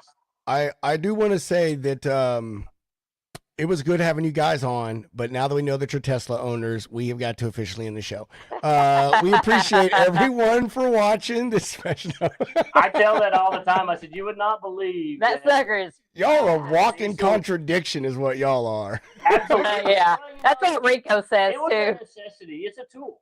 It is. Well, everything I buy is a tool, but I told her, I said, at the time she had a Denali diesel Yukon, and I'm like, you're putting 10,000 miles on this vehicle every 8 to 10 weeks, almost just taking kids to school. I said, this is crazy. So I got to doing research. I'm like, that's the way to go. We bought it for a tool. It's literally just a commuter car to take kids to school and back. I mean, everything else we got. You can redeem yourself, Brad. You can redeem yourself if you make us one promise right now, live, to all the people that are watching this. Once you're done with that Tesla, you drop a diesel engine in it, blown out, like, I'd be so sick, dude. I wasn't gonna do it, but I wasn't gonna do a diesel engine. But I don't know if you've looked into it, but I am. There's a guy in Utah that, because we got the 4-wheel drive version, it's all-wheel drive all the time. There's a dude that has the lift kit for 36s on this thing, and he's rock crawling with them because they are zero. They're each wheel has its own electric motor, and they're supposed to be brilliant in the mud. So when we are done with this thing, I want to lift it, put some super swampers under it, but they're heavy as heck. They weigh like 8,000 pounds. This little car is it weighed 500 pounds less than her Yukon on paper. It's dumb how heavy the thing is. But apparently we drove it to Matt's last year. Ridiculously stupid. So I intend to. It is not my most favorite vehicle. It is ugly as sin. It's not comfortable, but we got it for what we do. It's a money saver and a mile saver off of our vehicle. It's really fast. That's why you do have to have a limit on it. You know what I hear right now, Hunter? You know what I hear right now? Is I hear some diesel-blooded Americans repenting for their sin and justifying. I told him, I was like, this is so embarrassing. I cannot drive this. People are going to give us crap. Pulling up to the business with a Tesla parked out front. That's fine. We've got our 2 dually shop trucks that we keep set up, and like I say, we built a garage for the Tesla. We parked. You just need a bumper sticker on the back that says "My other car's a Peterbilt." Yeah, there you go. And then we got the excursion will be out tomorrow. I hope we just got through because I found a really, really sweet excursion. Bought it from the original owners with 150,000 original miles on it, 6.0. So we just got through completely bulletproofing it. 7-inch lift. It's got Mickey Thompson. It's a beautiful truck. So I'll be in it hopefully Dude, starting tomorrow. excursions do not get the love that they deserve, bro. And Like, I'm telling you, dude, they are. Bring him back. I am not a diesel guy, but I would take an excursion in either the diesel they came in or that V10 Triton, bro. Like, Yeah. those are some and it's a bullet. beautiful. These people, when they're 80s, they ordered it brand new in 05. Got it from the original owner. The inside, I don't even think butts have even set in the back seats. It is flawless. I looked for one for 2 years. I've been trying to find one, and I found the unicorn. This thing is beautiful. He's going to have to make it last. Cotton says it's going to be his. So Oh, Cotton says all of them are going to be his. All right. So, question: Are you an audio guy, Brad? Yes, absolutely. We do all our in-house audio stuff too. Yeah. So that means you're going to have some audio in that excursion, because dude, that thing is a boombox. SUVs are the greatest vehicles to put sound systems in, bro, because they're nothing but air. Oh my god, man. Hey, dude, we need that excursion up next to that Suburban that the Rowans had. Oh yeah, that thing was full. I can't go too crazy with it because we got a big family, and I can't have speaker boxes like most people put in there because we use it. It's a tool. It'll be full with Peterbilt parts. Bro, man, we could put two, man, telling you, man, see, that's the thing about car audio is everybody thinks more is best, and it's not. I've got 110 in my trunk that if I let you hear it, everyone swears I've got dual 12s, and all I've got's a 10 with 1200 watts. All we need in that excursion, Brad, you stick with me here, dual 10s, one in each side, 1,000-watt amp for each one, a good set of interior speakers. I think we go with eight interior speakers, maybe Infinity, JBL. Bro, we'll be beating the paint off it, and you can still load a piece of plywood in the back. Let's go. Yeah, we're gonna have to log out of this conversation. Because you can even put them in they don't realize that those excursion rear doors that are just a blank panel, they're 9 inches thick. Dude, I love excursions. That is so cool. You got one, man. Like I've been there's a guy for a long time. Man, there's a guy around here. He's got one that's murdered out. It's lifted. It's done really nice. I would say probably just in the lift and tires, that guy's easily got 10K. I mean, it is done. That's what this one is. Yeah. Really, really well. It's got a sound system. He took because back in the mid 2000s, man, Ford was really lacking on the interiors. So he gutted the interior and he put a King Ranch interior from a newer Ford inside of it. So all of the seats are King Ranch. Oh my god, like it's really done good. That was my plan until I found this one. And the interior, you can't touch it. It's too nice. This was their first limited I think it's platinum edition because it was an 05. It was last year they built them. But it's perfect. My intentions was to get a donor King Ranch, do exactly what you just said, do that long center console, modify it up to under the dash, make it all look factory. But I can't take this stuff out. This stuff it's literally perfect. So, which is great because when you've got a long-term truck, I like every 2 years do something cool to it. I already have a 17 model that I've traded for. I was going to do the front clip conversion, do the 17 model front clip. Yeah. But I'm like, I don't have to do that on this one. So in 2 years, when I'm tired of this look and this one, I've got all the parts to give it a little change every couple of years, but still be the same rig. So. But this one will be at match. You'll see it. She's going to be, if she's not in her new dually, she'll be taking this with the show at all the shows. So I do have a diesel dually Ford King Ranch to make up for the Tesla. 1 ton, and mine's a limited silver one. So we got matching dually, not matching. Mine's silver, hers blue, but we do have. I haven't decaled hers out, but mine's got Truckin' Awesome all over the back, the whole back window. It's all badged out. But yeah, so like I said, the Tesla's literally a tool. And it stays parked at the house, and we're not running. If it's Monday through Thursday, they only go to school 4 days a week. So Monday through Thursday. Brad, we forgive you for your sins, bro. It's okay. You can stop repenting. It's been Brand more here recently because he's been in my truck. I'm like, get out of my truck. I would like to drive it. Hey, if I need to go have Hunter put on the Father Freight costume, all right, and do a freight confession right here live, we can make that happen. I was pretty disappointed when I got the tag renewal and there's like a $200 electric car fee on there. I was like, this is so stupid. They built them in Texas, welcome to Texas, bro. A year. Yeah. To drive it on their highways because we're not paying the oil tax. It's supposed to be going to highways in Texas. Yeah, but $200. Don't get me started on the whole EV thing. I don't want to go down that road. Let's get let's get back on talking about these restorations. So, did some digging into you guys, and that truck that yes, I found out about all your felony convictions, Holly, that you are banned from the U.S. territories, Puerto Rico, Jamaica, and Absolutely. It's very capable. It's the red hair. But fun fact, I still hold a court reporting license, so I can't be a felony and have that license. She can't be a felony. She can't. But Yeah. she is a licensed court reporter still because she's kept that up, even though she hasn't done it in 10 years, but 11 Bro, years. But I can't be banned from actually 15. It's been a long time. She is you know what else just popped on my Brad is that meme where it's it's like the husband and he's asking his wife, "Where's your cell phone?" And she's like, "I don't know." And then the next one is like, "But do you remember what you did on December 15th, 1986 at 4:03 p.m.?"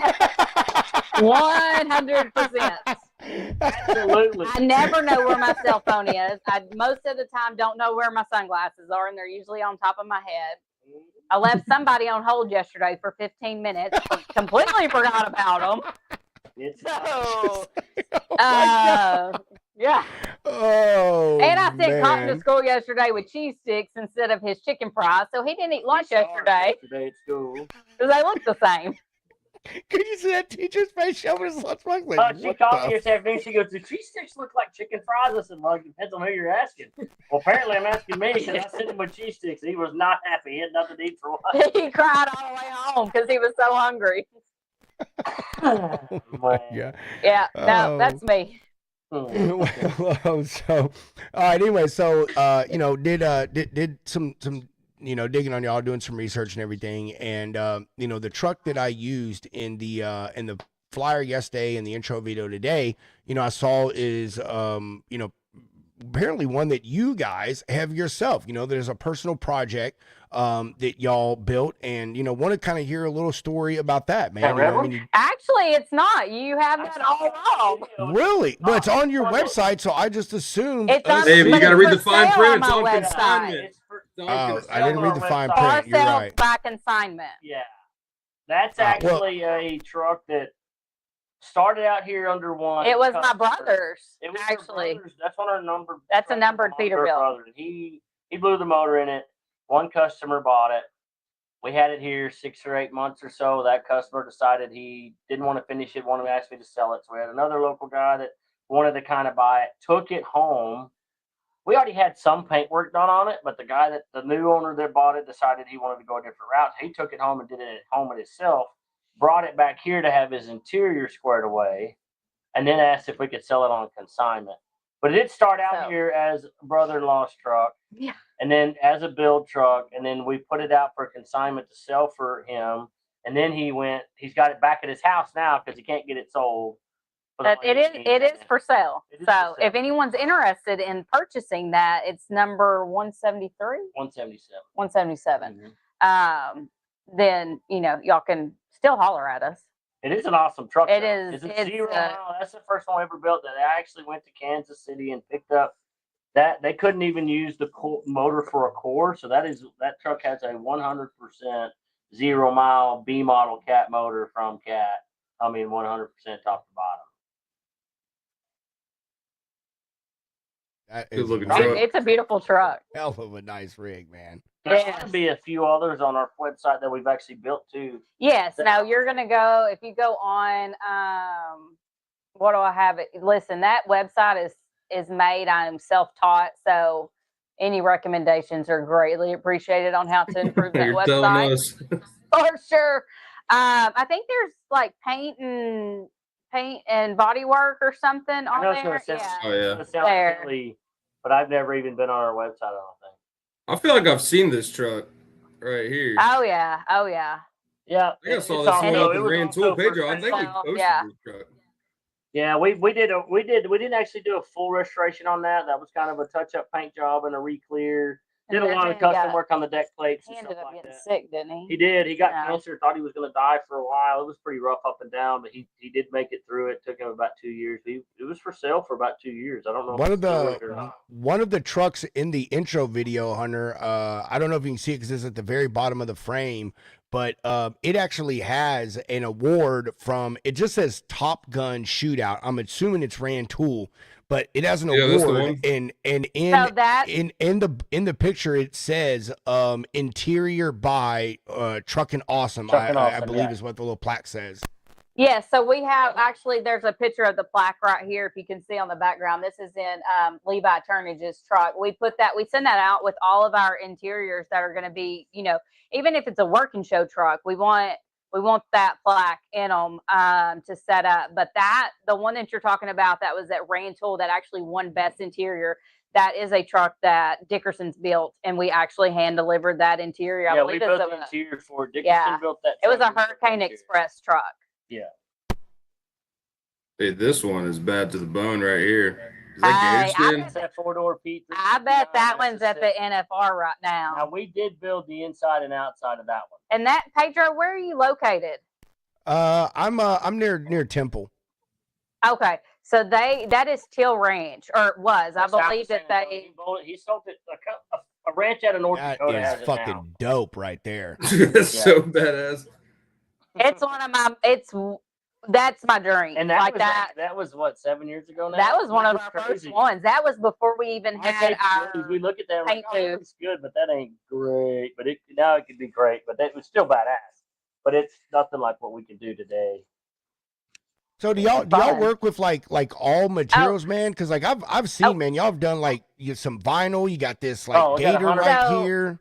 I got 6,000 vinyl options immediately available, and then like I said, I did custom leather work. I did saddle building and boot repair for some years. What's the most expensive material you've ever put in a truck? Like what is the material and what did it cost? No, that's Hunter. Tell Hunter what to do. Yeah. Right now, can you click on the black and red? Right now, we're probably working on the most expensive material, huh? I wish. No, the other one. You should have sent them pictures or text them pictures so we could flop them up. We got a 78 Kenworth here that's yellow, full custom button tuck interior, hand button tuck, but it's actually real Italian cowhide. It's taken, what I say, 13 full cowhides to build this because I hand wrapped every square inch of the dash, all the AC boxes, the blower box under the dash, and I cased in the steering column channel, custom couch in the 3678 bunk, all button tuck. And you talk about like that's the most expensive material we bought because that was. Did you have to import that, Brad? We did. We actually we have two vendors that I've used for years out of Dallas, and they keep a warehouse. I think it came out of the North Carolina warehouse. They keep. We had to go over there though and hand pick it. In America already, so they keep them stocked. So we had to wait about 10 days to get it here. But when Mike dropped it off, him and his family brought it down last Christmas, and Brad was like, "Okay, 90 days. Give me till Matt's, then I'm on it." But it has turned into it's not one. It was one that was in his head on how to do it, but we couldn't use our regular button tuck patterns because no one knew. Well, I'm sure if he would have actually thought about it, then we would have realized it. But no. It wasn't in our brains that this pattern is not going to work the same as our regular button tucks because leather does not pull like our vinyl. So then we still have it here. And it's pretty well wrapped up. It's just, yeah, we're going to take it up to Utah for the guy. See it in that, but that's the action. That's it. That's just one of his door panels, but that's 100% Italian leather with two-tone leather. Every button's handmade on a button machine. That is dope, bro. That is dope right there. And this is his personal truck. They're a super, super nice family up in it's Utah. And since it has taken longer, I mean, when Brad told them 90 days, I almost had a stroke. But because I knew what it was going to take out of Brad. That's not just something with that kind of money in the cowhides. It's not just something he's going to turn me loose with. So kind of to make it up, we're going to take it up there to them. They brought their cab and their sleeper here on coasters and rolled it off. This is his personal truck. It's got a 36-inch sleeper on it, but they do that Peterbilt big hole ring in it. So I don't know what he's over there looking at right now, but they're on the seats. Oh yeah. So it's pretty much just kind of makeup plus, there's snow up that way, so we may. So Holly, do y'all help like design this stuff with them? Does a customer need to come to you guys like kind of with an idea, or can I just come and say, hey, look, I have no clue what I want to do, but like I just want something cool. How in Either depth or, do y'all you can go? give so I like actually had it both ways. haven't I? Levi here, Levi Carnage, who he was at the show in Atlanta, which was a huge surprise. It wasn't even on their radar to get invited to that show. Another super awesome family. He came in, they had already had the They thought they knew flooring what they and wanted, everything everything was done figured inside. They came here, they brought the truck off before the Nacogdoches show, and kind of went over a little bit of what they wanted, but then they also gave Brad full reign. So We ended up spending 6 hours here, and we changed everything they thought they wanted Yeah. before they left. And then I even changed it again before they actually picked he it had up. a lot. They weren't picky on the price, like what they were going to have to end up paying, which obviously lets us really free range, really let Brad's brain go. I mean, he had custom amp boxes ended up Well, you being gotta think, he's made, got and five. you talk about a stereo He system, has that kid will five blow you all away. 4 competition speak 10 inches in there. They weighed 127 pounds a piece. I had to build the speaker box, which became the bunk bed platform, and then wrap all that. Well, the amps alone, when you're in a 48-inch flat top sleeper, you're limited on space. We had to gut everything, and we mounted all the amps. I think we ended up having 5,000 watts going to that or something. It was an insane amount of power. But I had to build custom cabinetry. They had to be mounted to the front walls of the sleeper. I had to build custom cabinets, but they had to be vented. So I came up with a punched aluminum, really fine punched aluminum vent screen, inlay that on all these cabinets, wrapped them all to match the interior. So they didn't really stand out. They were kind of a focal point to look at, but you didn't realize until you kicked it all on, you could see the little bit of the glow of the amps in there, why they had screen faces on them. But it was way more than what they were thinking. And wrapping the speaker boxes and all of that. I mean, they didn't even care. They were just floored. They loved it. It was way more than what they could have ever even dreamed that we were capable of doing. But then 2 more forms since then that we shipped interior. But then, like the next one that they ordered, it was they wanted a 359 interior and a 379. Not a big deal. We do them. I'm running one right now. That's super easy. There's no customizing to that. You put it in there and you run it, and it's no big deal. But now the other one took a lot with Brad, just because that he is the customized person. Anytime someone calls and they're like, "Hey, are these colors good?" If I think that they're going to be good, him and his mom, who is our office manager, will no. Normally my color combos, they say, are not going to look good. So I usually leave. If somebody leaves that decision up to us, I'll leave that up to Brad pretty much. We'll travel. I do quite a bit of traveling to meet customers too. Because, I mean, when you're talking a full, like a frame off build, obviously it's a lot of money, but an interior can be pretty expensive too, depending on the customization. So I was in Wyoming, 10 weeks ago. Drove up there on a 3-day turnaround, 20 hours straight through, spent 2 or 3 days with a customer that was been on the fence. We're actually going to do a full restoration for him now, but it just kind of puts them at ease. I can bring all my vinyl books with me, because getting in and out of those and coming down here and see us, a bunch of dry runs, a lot of people just can't do that. And we've been blessed enough that I can take 2 or 3 days here and run up there and meet with customers. I was in Southern Louisiana last week with we'll have 2 interiors. He was in Southern Louisiana, because we will have 2 interiors in the Matt's build off. So obviously Rethridge is one of them, and then we've got this guy out of Louisiana, and that was a fun story because I actually built some custom couches. We built custom couches out of these fuel tanks. Been doing it for 8 or 10 years. I saw that. My son totally is like, "Dad, you so got to get one of those for the garage, man." Yes. Yeah, that one that those you things saw are so dope. online, that one was a big surprise for Dickerson. Dustin, Molly had that made for him for his birthday. So that one's awesome. But yeah, we Premier Materials Inc. I've built some stuff for him in the past, but we're doing so. We have two of the 5 build off trucks for Matt's this year. We've been there's only 4 in the build off. 2 of those will have our interiors in it. We've been commissioned by 2 of those competitors.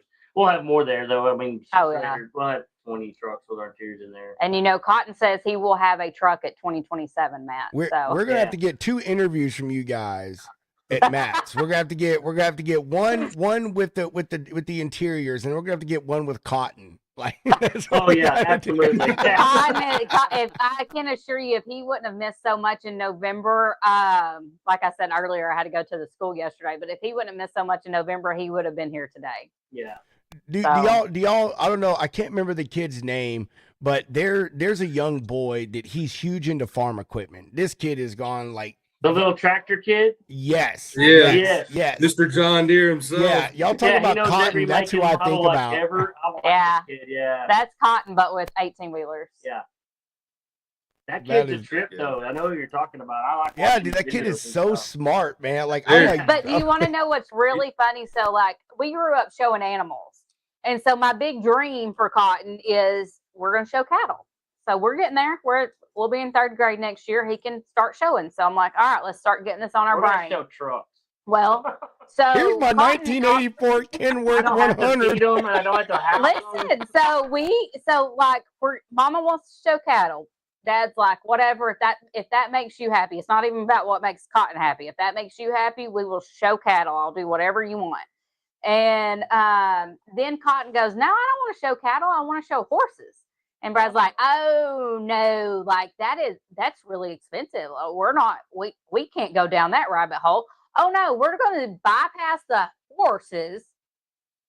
And him and his daddy are building a truck. So let's just go ahead and skip it all. We're not showing cattle. We're not showing horses. We're going to show trucks. He actually has a registered farm. It is red. Yeah, he licensed. does. It's our farm that we created for him. It's called Broke Best Friends Farm. That's what it is. Oh, so Broke Best Friends Farm will showcase the Kenworth at Matt's in 2027. Lord willing, and I'm still here. Lord willing.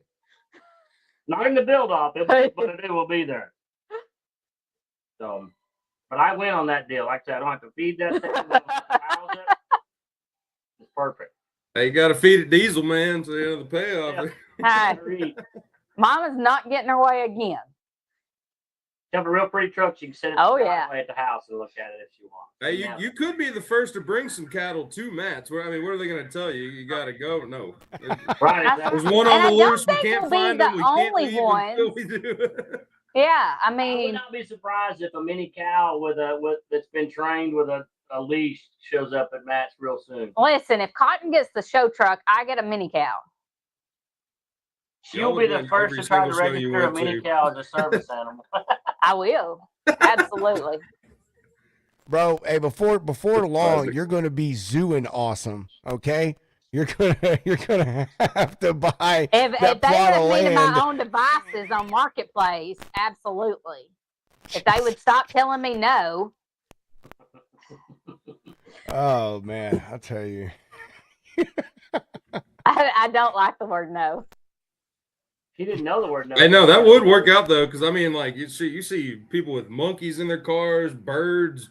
Dude, there was a Listen. lady with a kangaroo at dragging and pulling in the pines. Okay, Was there well, really? did you see the lady How with is this the the two first time I'm goats? hearing about this? Yeah, the lady with the 2 goats in the stroller at Matt's. Yes. Yeah. Yep. That will be Sure me, does. but with a mini fluffy cow. And the lady with the monkey, she does go to a lot of shows, Yeah. but she won't let you Yeah, we hold the get to see monkey, the which was monkey. really disappointing. No, she treats that monkey like Monkeys a are child. fucking But mean. apparently they It's get not sick for a reason. disappointing. Monkeys are vicious, mean Vicious. animals. Listen, I wanted that little According monkey. to her, Horrible. they're very susceptible to diseases and sicknesses Yeah. from humans, so she don't want you touching it. Dude, Like kissing on babies. I watch a lady on TikTok. She's into the whole like exotic animal stuff, and she has 2 monkeys that she cares for, and those things are absolute fucking terrorists. Mhm. So I had And one she's on always those like, "They're on- trained. They're trained. I don't know who trained them, but you need to fire that person." Yeah. I had that on my wish list, but I had a lady that told me they're very territorial and they only attach to one human. And she was the human that this one attached to, and it started going after her kids. And it was a little one, like the little bitty ones. Yeah. And they had to get rid of it because you didn't get near her. No one was allowed near her. My great uncle, I can't remember what he had, but same thing with him. So he had rescued a monkey from from some person that collected animals locally in Mississippi. They died, and he just took the monkey in, and it was small. And same thing, the monkey imprinted on him. and became extremely attached to him, and it started like attacking my great aunt and then their daughter, my aunt, and eventually my great aunt told him, like, look, you gotta get rid of this thing. Like, it's literally a danger to us because we can't come anywhere near you. This monkey attacks us. So they're crazy animals, man. Brad, I think what she's saying is if I get this monkey, Brad will stay the hell away from me. No. That's what I'm thinking. He'll stay at the office more, he'll get more work done, and then I'll have more money to buy more animals. He never knows what dogs he's going to come home to, so that's for She sure. blames it on rescuing, so we've got more dogs than we need to. Rescuing. And Look, chickens, honey, lots of chickens. Look, I found this dog in the mall parking lot. The nearest mall is 120 miles away, lady. Yeah, What were you doing? yeah, exactly. Hey, I texted him this summer because Cotton wanted a dash hound, and Cotton loves animals just like we do. I mean, which he can blame me. He loves animals, so I do love animals. he loves them. Animals love me. I don't know why they just kind of link up. It's weird. But we surprised Cotton. Their human mom and dad passed away, so we surprised Cotton with this 9 and 10-year-old mom and daughter set of little dash hounds that I thought were going to be little. They're like the full. They're the full size. Full size dash hounds, however big that could be. But Yeah, 2 feet long, but only stand like an inch off the ground. they're mean, but they're hilarious. They're awesome. Dachshunds or dash hounds, whatever they're mean. They are mean dogs. I had an uncle that had a dachshund. That dog was horrible. I hated that dog. We love them so much. It was only nice to me if I was giving it a treat. Oh, look, she got a phone call. See, she put it on Do Not Disturb and it didn't work. That's actually a first. I don't know if that's what happened or not. There's been a good show, man. Dude, I've been loving talking about this. I so want to come and check out their property, dude. If they live in Paris, they're like a 4-hour. I need to make an East Texas tour. I need to go see truck show. Oh, I need to text Joe. Joe said he'll come on this Friday. So I need to text Joe. But I need to go hang out with Truck Show Joe. And then I need to go to Red Devil Truck Wash. And then I need to go hang out with Todd and check out the Whiskey Myers trucks. Like, dude, I need to make like a whole East Texas freaking tour, bro, and go visit everybody. Yeah, definitely. Always talking about all these great people from Texas. You never go and hang out with them, so I'm starting to think I that. I know. It's all a show. There we go. They're back. Put it on Do Not Disturb, and it didn't work. It is on Do Not Disturb. I'm sorry. No, we don't. I told her we have iPads and laptops. Why are we doing this shit with a cell phone? That's what I said. She was like, "Can I do this with a phone?" I was like, "Really? A phone?" I know. I told her. Hey, you didn't say nothing. You said sure. I said, "Why are we?" And she's got one. I'm like, "Why are we doing this on a stupid phone?" That don't make any sense. Just what it is, man. It's what it is. Some people's kids. Hey, if you're on a phone, you can show us Bertha. I thought I was the only one that still said that shit. I say that shit all the time. Like, man, some people's children. Some people's kids. What did they say? Hey, if you're on the phone, you can show us Bertha. You want to see Bertha? Oh, the machine? Uh-huh. Oh, since you're on the phone, yeah, we can show them that stuff. I mean, that's what I'm saying. I didn't know we could go mobile. Yeah, heck yeah. You do that. We can show you the paint booth. We can show you all the things.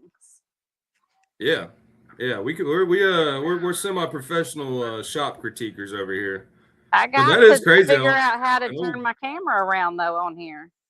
I think you got 3 buttons at the bottom, and then it'll have the little switcheroo button there. What's up, Nate? Arrow button up on the front camera, Okay, try back camera. There you go. There it is. Heck yeah. Flip the camera to the side if you can so we can get the full view. I don't know how you did it last time. I think it's like the same. There we go. Wow, that is like messing with my brain. Yeah, because she's got like 5 screens we're looking at there. But you can go over there. That's 359 sleeper doors we just ran. You can take them over there and watch. That's the Mac interior. There's a 359. Around 359 doors. Almost a full cab kit, exterior cab corners, driver door, upper console, shifter boot, and shifter boot collar. This is basically how it starts out. All gets cut apart. put on a rack, take it up front. In assembly. I don't think they've got anything on assemble right now. They wrapped up everything in just a little bit ago. That's part of the Mac. No, but it's showing some of that. So where does it cut? Is that it? Oh, like, where's the cutters at? We go down, like I go down through here and cut all this. She separates all this. Oh, okay. Separate it. And the router table's in the back and run all our panels on. We'll show the rack. That's cool. There's the dog. Oh, hey Cooper. It's all a mess all the time, but this is that's my superliner stuff I'm working on. It's a full cab kit, a superliner and RMAC model. But the main thing, like I'm going to zoom out. Like this is all this is all my 359 patterns that I had. These are just the stitch version. So small hole 359, big hole 359 with a 36 sleeper. That's the headliners, cab corners. Every panel of those interiors, whatever it would have had factory, is all drawn in here. This is how I break down on what I could fit on my stitcher at a time. So this particular interior would be 1, 2, 3, 4, 5, 6, 7 runs of 120-inch materials. Gets that whole interior. That's a whole interior stitch. Everything that needs to be stitched, that's it for a 359/63 big hole sleeper and cab combo. Then you take that, that's the stitch files, and then you go in here and go to the board panel files. I just realized we could message each other. I saw what Pedro said. This is all of my board panel patterns for most of my 379s. You can zoom in. This is what our router table cuts. This is the board version of it before, and then the stitcher stitches it, and it all gets cemented and put together. Ultra cab headliner patterns, all the light locations are all error correct where they would have been factory. This is what took me almost 2 years to hand transcribe between all the models. Pages like this for every model of Peterbilt. 63, 36s, 48 flat tops, ultra cabs. It's all drawn in here. Then I have it saved. All these are individual files that I've saved in nestings to send. And the router table has all of these saved already. If it's an error correct or factory, I don't have to do anything with it here. These are just saved files. The machine already has it preloaded, number 1 through 7 or 1 through 9, and he knows if once he starts at number 1. I have these laid out the same way for the router table. So when he runs like a 63 big hole flat top 379, they're nested by size of panel. So it's 1, 2, 3, 4. He runs 5 boards and they're saved on the system. 379, 63 big hole, one of 7.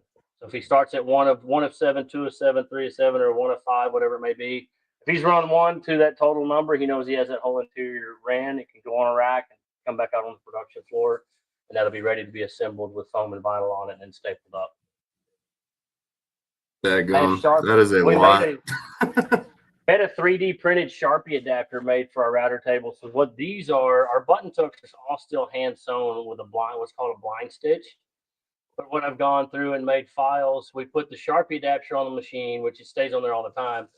We run 120-inch runs of vinyl, and that machine actually does all our marking, so we don't even have to hand measure and mark our button tuck vinyls anymore. It marks it on our router table, brings it out, and then someone sets it at the sewing machine and sews all those blind stitch. So when we turn them over and put buttons, these are what our button tucks look like. I've coordinated how I sew those diamonds to how where the buttonholes. The router puts every buttonhole in the board for us. So when we put the buttons in the right location through the vinyl, it will line up perfectly with the rear wall and the cab corners. They all marry up perfect because I drew them all, lined them all over themselves, then blew them back apart. It does all the buttonholes are pre-made, so nothing can be offline. It all marries up perfect, top to bottom. It's a crazy mess. That is, yeah. I was about to say I pictured something similar, but not to this degree. I mean, like just those simple details, man. And that's for every and all the models. This is every 379 model right here. He just blew his mind. Including day cabs. Well, that's the thing. We talked to Peterbilt, and I actually showed. We got invited to the Peterbilt show last year. They don't even have this. They're like this. They've never even built their own interiors. Like this is nuts. I said, well, floor pans. We pre-cut floors now for 379s, 389s, 359s.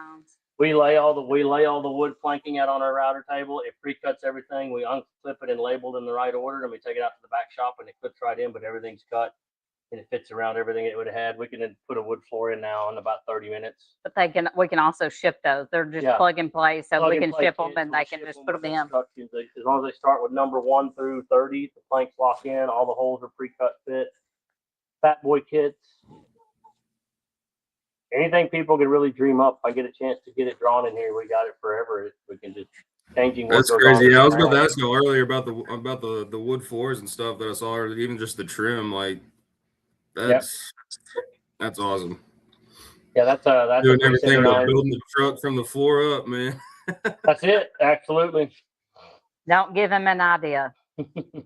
We do. That's exactly what we do in the back. I think that'll be cotton. That's the one. Uh-huh. Oh, He yeah. would. He's been looking. We're trying to do a double eagle sleeper. I'm trying to get my hands on a double eagle sleeper so it kind of not be 100% Kenworth just for the space. But and I'm not married to either one, but that's what he wants or likes.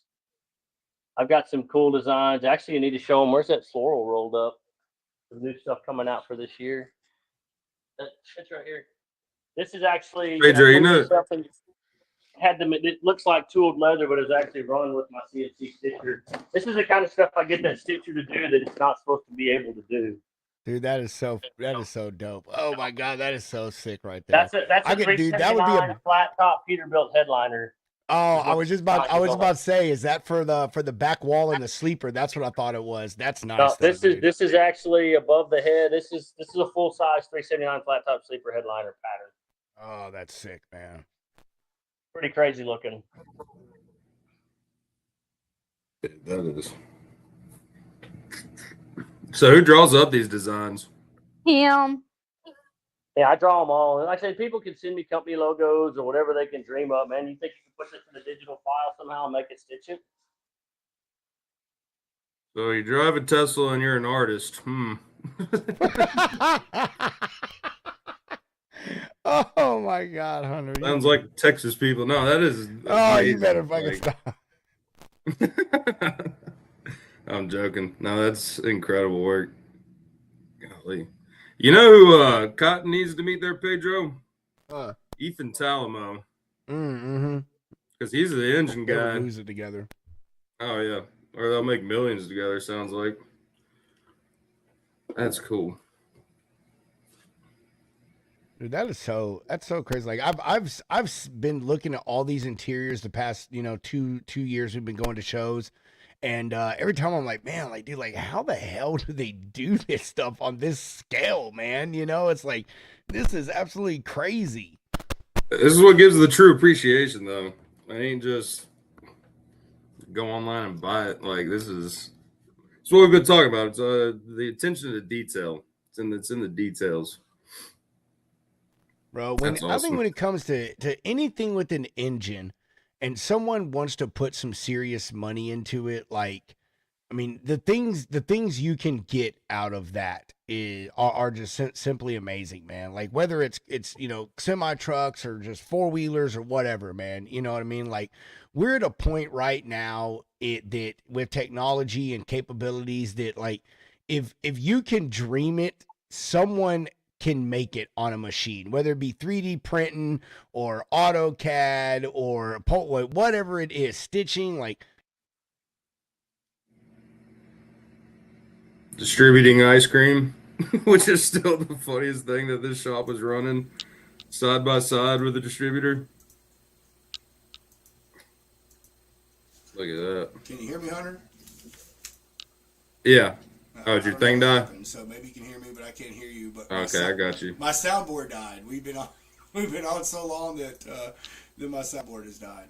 Need to get you a power board, brother. I have no idea what you're saying. It's all good though. There's one of the cabs.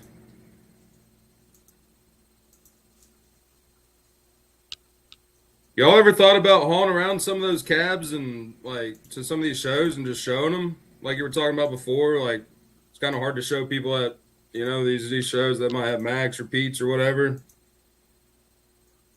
Like popping a couple of these in the back of a truck and just letting people tour them. I don't know if they can hear us anymore. Oh, we got ultimate technical difficulties. Hollie, you still there? Can you hear me? You're on mute now. What about now? Okay, I got you. Yeah. The mic man It died. kind of wigged me out. Okay. No, we're good. Pedro's stuff died. No, I'm back. Yeah, my whole setup died. Yeah, you got all that fancy stuff. Yeah, all that Oh, yeah. stuff, man. Yeah, pretty crazy. That's all the hand wrap stuff. Yeah, that's all wrapped in That leather is too. crazy. Blower box. Really for no reason because this covers it, but still pretty sick. Hey Pedro, will you go in your settings and put on your echo adjustment? So do you still have the original sleepers that you bought back in the day? I do a lot of them. Like I've sold some. I'll get asked if I sell them on the open market if somebody needs them. But yeah, I've got probably 30 sleepers across the highway on our pick and pull yard. We're gonna have to go back up there so I can charge. 30 sleepers and probably 20 or 25 cabs. That, of course, we use them on some of our restoration side too. If cabs come in that are pretty roped, and we'll just do full cab swaps if it's easier to build one in better condition. Heck yeah. Well, did y'all hear my question earlier about bringing some of those cabs, like, just to show? Yeah. I've had that in my mind for 2 years now. Instead of setting a booth up at shows, we still be a booth, but I'm thinking I'd want to take like a 63 sleeper, a 36, and maybe a cab and put a full interior in them and just roll them out on roller casters and just let people check them out, set in them, hang out in them at shows, and then do a different interior in one for each show kind of thing. Just rotate them out. Put a little system in them, nothing like what Pedro would want. I know where you're but going. some Pedro steal my idea, man. I know where you're going, bro. Yeah, you get a couple of high top tables out there, and it'd be like a little lounge area, a little hangout area. But yeah, people getting to see it firsthand, because that's just like what pops in my mind when you're saying going to shows, and it's like kind of hard to visualize that to people, I could imagine, rather than like pictures or even just having like, I don't know. What do you bring to shows with you? Like what's your setup look like? We have so he's made me some shelves, and we'll take like a headliner and some door panels. We'll take a cab kit. We'll take some doors to display, but nothing like what if we had time, it's nothing like what we would have. Yeah, I built her collapsible racks that basically each rack will hold a complete cab kit. So she'll take 3 or 4 cab kits with her. We'll set up a table and just books and portfolios of basically what you're looking at online, and of stuff that we have here that we haven't had time to put online. And then we take a bunch of vinyl color books and swatches. But every time we set up as a booth, we really don't get to spend time with the booth anyway. Because people at the show, guys want to, hey, my truck's the blue one, 7 rows back over here. I want to look at having this interior done. So we actually end up putting a sign in our booth more often than not. Be back when we can. Call this number if you got questions. And we're hauling off all over the show looking at trucks. You see these nice, beautiful trucks that have the tinfoil up in their windows and stuff because they have no interior in it. And it looks, they come and find us, so we'll build it on paper for them at the show. That's generally what generates income for us at the shows, is just and that was a big reason that we closed down the spot, came on full time, was so that we could get back into going to truck shows, and it has really helped. It's the past 2 years Cotton and I spend, and my mom goes with us most of the summers at truck shows. We're not home a lot. We needed the influx now that we've spent but that's what it's about, is we've spent all this money. I would say to spend this money, we invested in ourselves financially with these machines and this technology and all that. Now you've got to feed the beast, right? So we've done a lot of price reduction here recently. That last month and a half, we realized, hey man, we're 90% automated. There should be no one. We're not out to put nobody out of business, but we already build a ton of interiors. But there should be nobody able to beat us on price on interiors for sure, just because we have the automation capabilities. So now we're looking at sheer numbers. We need the volume, so we got to go out and get it. We love our customers, and a lot of our customers do. All of our customers do repeat with us. So, but now we've kind of created a map of the United States, and we're trying to fill that in. We've kind of got an idea of where most of our sales, which pretty much all states we've sold to, but our flood is central and eastern. We're almost solid red. We've sold all over central United States to east. we're really just I mean, there's so much more business that don't know nothing about us.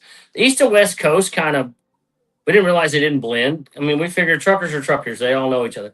Really not. There's a whole network of West Coast trucking industry that we haven't even begun to tap yet because they don't come east and east don't go west much as far as the shows go, and they don't really cross, so they don't really blend. There's a few national shows that you'll blend a little bit.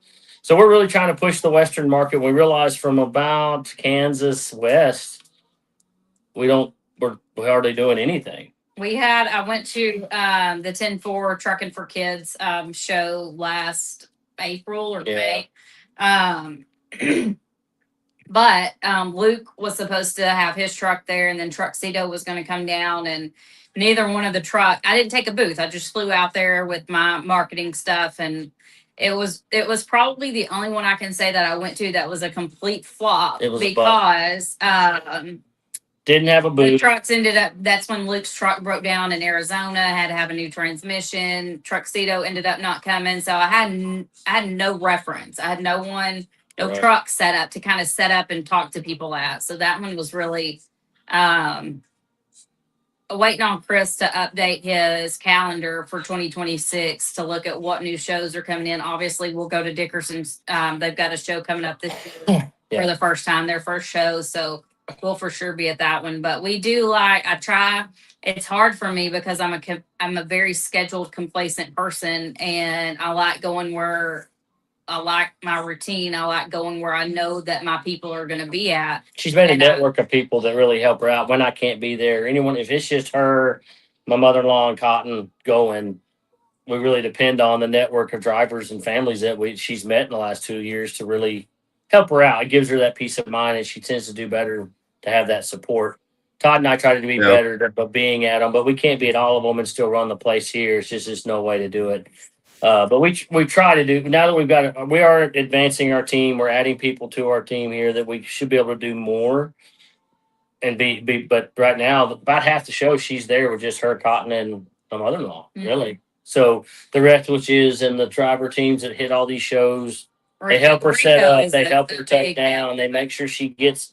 I mean, we're both gun toting Americans, so she's got weapons with her everywhere. I'm not worried, but there are people that make sure they get where they need to get and they're safe at night, things like that. So, but we I don't know where I was going with all that.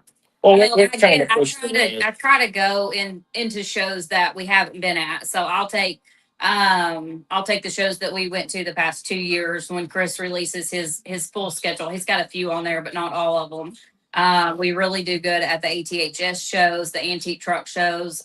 Those are really good for us. We found out this past year, actually, Easy Pete put us in that direction. They send us a lot of plastics because they don't have the patterns. But she reached out to me one day and she was like, "Are you going to the show in Madison?" And I said, "No, they were actually headed to a show in Tennessee." That's why we were talking, because I'd wanted to go to that show. And we also have a baseball association that we run. So the springtime is a little crazy around here. So I couldn't make that show. We're retired. And so I ended up going to the ATHS show, which I told him, I was like, "We owe y'all steak dinner," because that really put us in the historical truck market really does well for us off key. I think I wouldn't call it seasonal, but when that's kind of what gets us into these new areas is the ATHS. The historical trucks is a lot of these guys. I say a lot of guys. The few competitors that we do have that do, and I wouldn't call them competitors. I guess you call them just upholsterers that even want to do this. The few that do it, they're not going older than 90s, a lot of them now, even they don't want to touch them. And we have models so much older that fits those needs. And there's a lot of classic trucks being built that help us out a lot as far as volume goes, because we're the only ones who'll do it. We have a 1967 Kenworth right now that he has taken the Kenworth. He's just putting it on a Dodge chassis. He's building a rat rod build on it. So it'll be a Dodge 3/4 ton diesel chassis, but with a dually bed, but it's a Kenworth short hood that we're going to help him out with. But I have to be careful when planning my shows, because I do have a tendency of picking shows that I've already gone to, just because I know the area. But I do try to stay away from the ones that I have gone to. Well, we at least a year gap or so. Yeah. It's just one complacency, and then it's all about getting in front of new people. Now that Iowa Yeah. 80 show, that just seems to be a big show in itself, and I did regret not going to that one this past summer. Yeah. No, do not be regretful about it. I went for the first time. There were 3 tornadoes, and the first 2 nights got flooded out before the sun went No up. Yeah, kidding.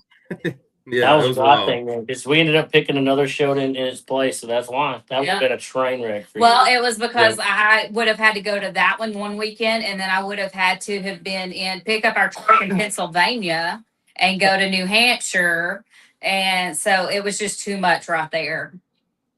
Yeah, that's it kind of was where we're way at. tough. You know, like the community that you meet, like our southern shows. Like I'm here in Tennessee, so like large cars, guitars, or mats, or anything that's kind of local. You know, the southeast, or even kind of hacking into the Midwest now. But it's good to have that community. But yeah, like when I went to Rantoul, I was by myself. I knew nobody there except for like one dude, and it was just like, all right, let's see what After happens. Rantoul, and this year they had a lot of weather too at that Rantoul. Yeah. The Jake I didn't get to make competition. that one either, and that one's being taken over by Chi-Town large cars. Yeah. They're taking that one over this year for that family, so that's awesome. Yeah, I I like do the want to Midwest get shows, but to that large cars and guitars though. We wanted to get to that one this year. Just Y'all couldn't would- make it. yeah, y'all would love that. Now they're doing it at Bristol Motor Speedway, and there's a chance they might be running down the drag strip. But that's been one of my favorite shows. Like that was the second show I went to after Matt's last year, and it's where I met like most of our support network there. But it's just great people. But yeah, the antique ones that you're talking about, like up in New Hampshire, we see old Dean Croak going up there all the time, and then the only one that Dean, the falls at grumpy the same- Peterbilt. Yeah. Well, I mean, yeah, he is. He's a mess. He's all over the place. Love him to death. But yeah, he'll be in New Hampshire and then like spend a week out in Oregon just videoing trucks off I-5. Right. Now he's in Canada. In Canada, yeah. I think that's what his social media said. He was going to Canada, so he'd keep up there. So that's another market. We do quite a bit of stuff in Canada. But I've heard setting up booths in Canada. I hear it's a nightmare. Yeah, that's the only reason they tried it or thought about trying it. Molly did it this past year, and that she just gave me some insight on it, on the markups and everything that you have to do just to cover the cost. Yeah, the insurance you have to even set up a booth, and it was a But lot. I think what we would do well in Canada would be just showing up, because we do have some trucks that are at some shows in Canada. We just that started would be doing some something work we would with, just go to hang out with the guys we've done trucks with and kind of open that network up, because it's kind of like the West. They don't know anything about us, but then when they meet us, it goes nuts. They're like, dude, we've needed y'all for where y'all been for 30 years. I'm like, well, it's so weird. There's just a disconnect, almost like a wall. That little yellow Kenworth, when we get it delivered to Utah, he said, man, because he's big in the western side of it. He builds about 8 trucks a year. They get a lot of attention. He hits all the shows on the West Coast, a lot of them. He said, man, it's going to get some attention. It'll be. Then I said, well, that's what we need. That'll do us more than wasting our time trying to go meet people, cold call. Wait till he gets that truck wrapped up in the spring, and then go hit a few shows he's going to be at and just visit with folks with it. That's helped us more than anything. Just standing there with your work, they can look at it and kind of go from there. We've got to start with that route. We have recently done some interiors for Jeff up at 12 gauge up there in Canada, and so I'm hoping that helps. He's on his second one right now. He installed one about a month ago. Mm-hmm. So I'm hoping that helps expand the Canadian market for sure. He's got a big market there. Mm-hmm. Super nice guy too. That's one of those conversations where their brains just go. I just have to lead the conversation because their brains work the same. Yeah, no, that's Canada though. Like you gotta have an in, or else they're just. I always call them the nicest assholes you'll ever meet. Like I lived in Montreal for a few months doing some work, and it's just, I don't know. It's like America, but everything's moved 1 inch to the left or the right. Right. I don't know, however you want to mark it up, but yeah, the Western market though, it's different. Like Pacific Northwest, I can see y'all killing up there because there's a lot of nice trucks. You get in some different markets, but absolutely, yeah, that's the classic. Like I was saying, get one truck out there and then just go out there and shake some hands, and then you'll see them again, and that's where the fire gets sparked. So we've got a few trucks up in the Northwest we've done but I really want to get to a couple of those logging and trucking conferences up there. We've got a really good family friend I went to school with that he lives up there now, does all the Portland stuff. He sells Actually sells lubricants for trucks and things, but he's got a lot of ends up there. We really need to go up there and spend a couple of weeks and he's got clients that would visit with us that are interested, but they just want to meet us. They don't do the internet. That's old school 6, 7 generation log companies that they build a couple. They got their show trucks and then they got their fleet of work trucks. And some of them have their whole fleet looks like working show trucks, and they won't do interiors, but they don't make it to shows. Those woods guys like nice stuff, but you got to get up there and get in front of them. They're not going to go begging for it. There's a huge logging conference up there that does really well. I think we would do well to set up there just to have a place for people to come. Because we can do, and we're looking at bleeding into other markets too. Now that we can, the mass production capabilities that we have, there's other markets out there. It's just we don't have a chance. We don't have the time to try to build a PR team, try to build new markets, try to design new stuff, and still get work done. I am the PR team. Yeah. You're looking at her. I don't know how y'all do it. Running a baseball team, organization.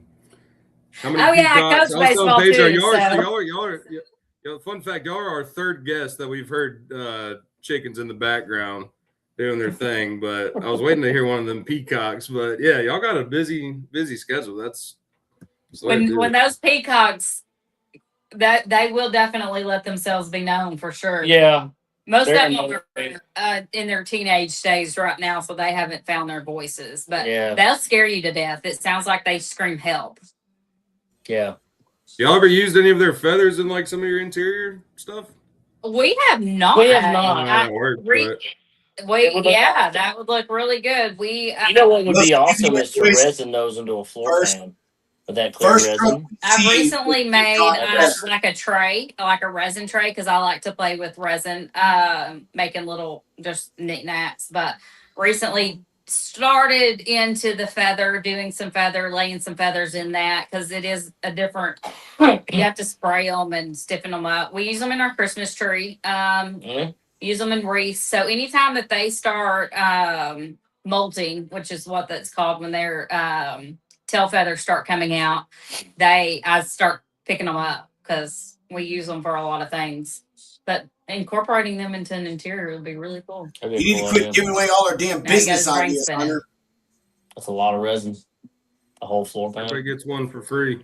That's funny, but I was just thinking we could do a whole sheet and resin a whole load of them in a sheet. Now he won't hate. Then put it on their router table and let it router the floor out with them all laid. And what's there is just a full bloom of peacock feathers resined into a 1/4 inch thick. He has made a sample panel for Dickerson. They ended up not going with it, but it looks like the back wall of CEO that was at Star Stripes. It was there at Atlanta.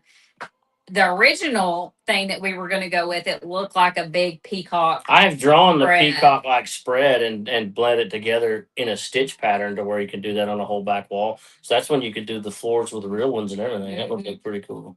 But then how do you tell somebody, we can only do one of these a year because that's all the peacock feathers. You can buy peacock feathers, but that would be rare. And then you can charge. Yeah, that's what I'm saying.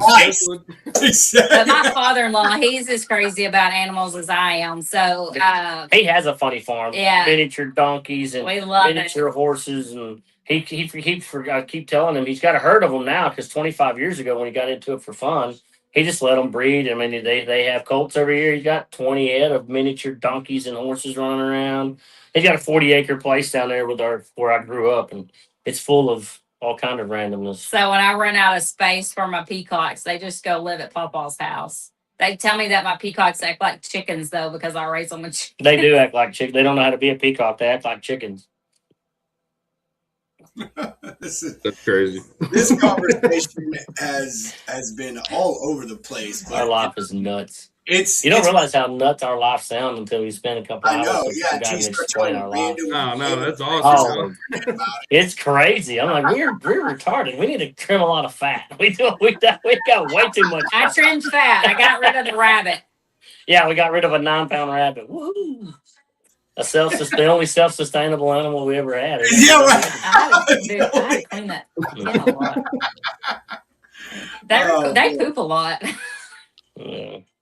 Well, hey guys, we are at the 2 hour and 14-minute mark. I would love to talk more. Is Pedro still on here?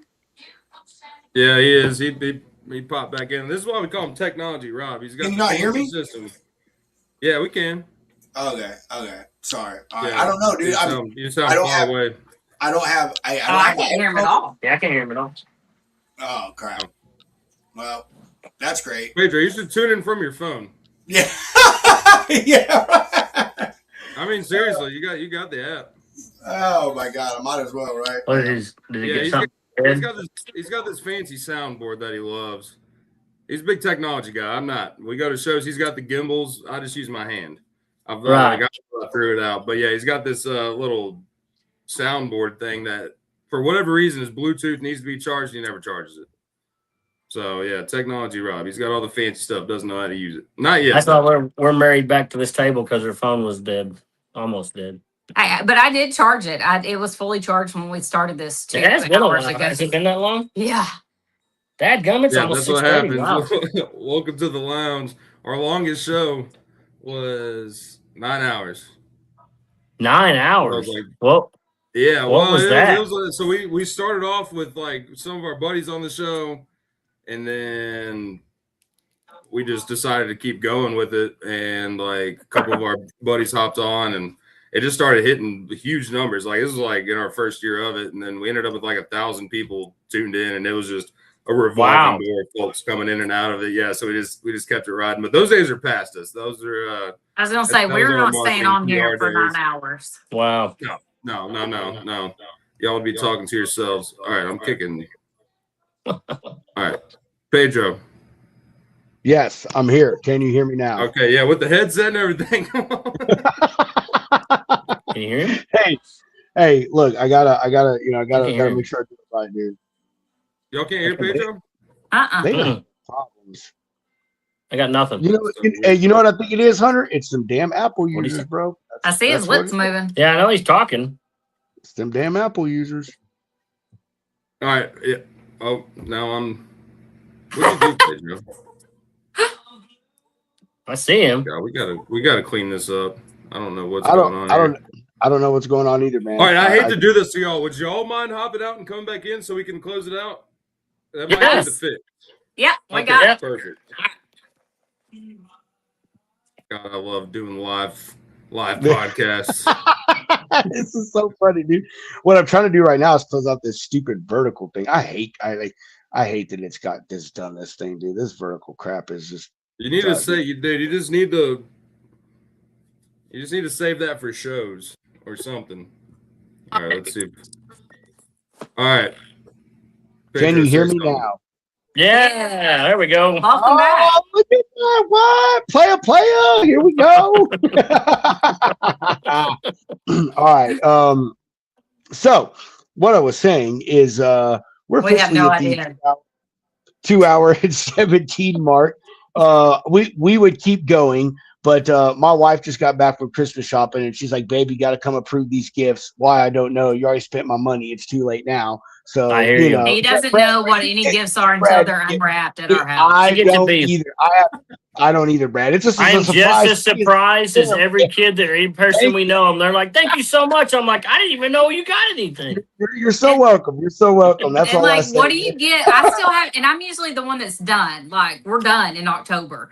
But what do you get a 7-year-old that is playing in his truck build? Like, how do you top that? What do you get him for Christmas? I have no idea. Still don't have it. Get him a legacy low back seat or something. Dude, That's what we My- should have my- done. And we hadn't had it upholstered. We could start with one piece of a truck. We didn't even bought the truck. We ain't even decided on what truck we're going to buy yet. But Yeah, what's that Just Johnny gonna- Cash song? 59, 69, 79. that's right. One piece at a time. Hey, that'd be an Wow. awesome name for a truck if you did it like that. One piece at a time. Oh yeah. What I need to do. the holidays are always fun, man. You know, I'm just the bank account, that the checkbook. That's all I am. My wife takes care of all of that. I work hard. She gets. To They spend that call me money. Grumps because I He's so grumpy. don't care about none of it. Me too. I love the holiday season, but my wife, she always tells us, she's like, I'm just going to show you what I got, and I'm not going to tell you how much I spent. And I'm always telling her, yeah, that's probably best that you don't do that, because I'm just going to be mad. Yep. Well, right now we are way below I set a budget. I set the money back like that. It goes, you don't touch it. It does not matter what kind of emergency. You don't touch my Christmas money. But I'm so far below budget right now because I haven't bought cottons. Everybody else is done, but you see this, Brad. You see, my wife says the same shit. She'd be like, "I'm below budget." I'm like, "All right, great, we saved money." And she's like, "No, that means I could buy more because That I'm means I below gotta budget." get No, more. That's I not said I'm how below that budget works. because we don't have cottons done. Now cottons will blow it out of budget, but right now I'm never below budget 2 weeks before Christmas though. I'll just say that. I'm happy. I've got my wife down. Like we have worked our way down from when our kids were little. They had like $1,000 budget, but I made crazy money and it was whatever. So we had $1,000 budget. Then I got her to 750, and now all my kids are grown and they all have jobs. So $500 is the limit because I'm like, you're an adult, you have adult money, you should be buying That's where yourself all we're the at. crap through the rest of the Mhm. year. So yeah, Mhm. so I'm working her Our- down. Eventually, I'm gonna get her down to buying these kids McDonald's gift cards, and then we're gonna That's be it. done. Our older two boys, they've got one big gift apiece, but all the little knick-knack thing, no. All the stocking stuff for junk we used to do. We're lucky to even see them on Christmas because they got their own homes and their own stuff, which I'm fine with. But because our oldest son works for us full time. He's a Black Hawk mechanic for the guard for the army. Oh, So he's there. nice. He's there one weekend a month, but then he's here full time. Other than that, so we see him every day. So it kind of takes that edge off. So and we work with our parents every day, so we don't have to all that stuff that a lot of families don't get to take advantage of. We get that, we get to see our family every day, which kind of hurts on the personal side because then we're like, we all just want to go home and take the weekend. So then we don't do the stuff that we don't have the family get togethers most families have 2 or 3 times a year because we don't need it. We see each other Monday through Thursday. We're good. We're good on the family aspect. That's pretty much us. Our oldest lives like 30 minutes away, but like we talk to him all the time, and he comes to hang out. And he's the easiest with the gift giving. His Amazon, his Christmas list is literally, he sends us an Amazon wish list, and it's stuff like high end underwear, socks, cufflinks, Right. It's practical stuff, Yes, Cotton told me the stuff. other day, he said, which he does, he loves on tennis shoes like but he loves shoes. But he said, I need a new pair of work shoes because I've outgrown mine. But I guess you're going to say it's too close to Christmas. Put it on your Christmas list. I think I'll start to end on this, but I think Christmas is a parent's best friend and worst nightmare all at the same time because your kids ask you for stuff all freaking year long, right? And you sometimes the excuses, oh well, your birthday's a month away, wait your birthday and you get it, right? And so like, I don't know about y'all, but come around like September, October, my kids start asking for stuff. I'm like, yeah, put it on your Christmas list. You know what I mean? Like, so it's like we get to take those last few months of the year and all this random crap our kids that we normally Right. spend. Oh, yeah. We just get to buy it at Christmas and be done with it. So that's Yeah. the That's way it. I look. That's the stocking stuffers for sure. Yes, Uh-huh. yes. But I So- was glad that he pointed out that he needed tennis shoes because I hadn't got those. So then I went online and Well, we've never gone big. I mean, Christmas has been decent, but we like their birthdays. we like their birthdays. We try to do bigger for them on birthdays than Christmas because it's more Wait. personal then. Cotton's birthday's 15 days. Yeah. after Christmas, So. And my birthday's 3 days after his, so that doesn't work out real well. But we find out something they want. We're pretty good about getting it throughout the year, and they've learned that as the years have gone on that Christmas is important, but it ain't about a bunch of junk, which is great for me. I'd rather buy them stuff throughout the year and keep that wish list down to where it ain't Christmas doesn't become just about a bunch of junk on Christmas Day. So works out good. I love agree. making memories. I'm with you on that. Same thing. It's unfortunately like our kids are adults now, so we're having to find a way to make memories with adult kids versus Right. little kids, which you guys also understand that strong. Our youngest is 18, so it's different. It used to be chicken noodle soup, a Christmas movie, and stuff on Christmas Eve, and a gift, and we Yeah. had this whole thing with Christmas Day and making breakfast together and doing all this stuff. And now it's like it's it gets harder and stuff. You got to find new ways to make new memories and everything. That's right. Such as evolution of parenting. You know what I mean? We That's do it. we do a train ride every year. We started with Cotton when he was 1, so we do a We'll Christmas find a train different ride. train to go on somewhere in America. We're having to go further and further out because we've ridden them all. He's 7 now, so 7 different trains is hard to find. Not a lot of trains, not a lot of new trains going in. You know what I mean? So we're You having should to venture out to different states. end it when he's 18 and do the Trans-Siberian Railroad. You know, it's like 7 days to get across that thing, man. 7 days, that'd be awesome. That's a Yeah, goal. dude. Yeah, that is honestly on my bucket list. I don't have many things on my bucket list, but to ride the Trans-Siberian Railroad across Russia is on my bucket list. I've heard Like, it's insane. I know, me too, bro. Like that one, and there's one in Alaska that's like a historical like railroad or whatever. That was quite expensive. It was like uber luxurious or whatever. So yeah, I actually I randomly had dinner with a guy at the Denver airport that was a conductor for that Trans-Siberian Railroad deal. Dude, that's some pretty shady crap you go through out there. They don't. We lost him. I can't.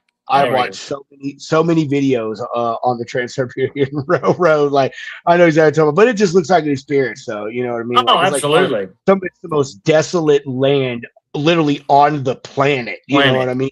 Yeah, right. Yeah, so it's absolutely crazy. That's we're more about memories than Cotton's real good. You go, well, that we're gonna say that for our memory. We're gonna remember that for our memories. We're doing this for our memories. Yeah, he builds a memory. He likes to make sure we're all building memories.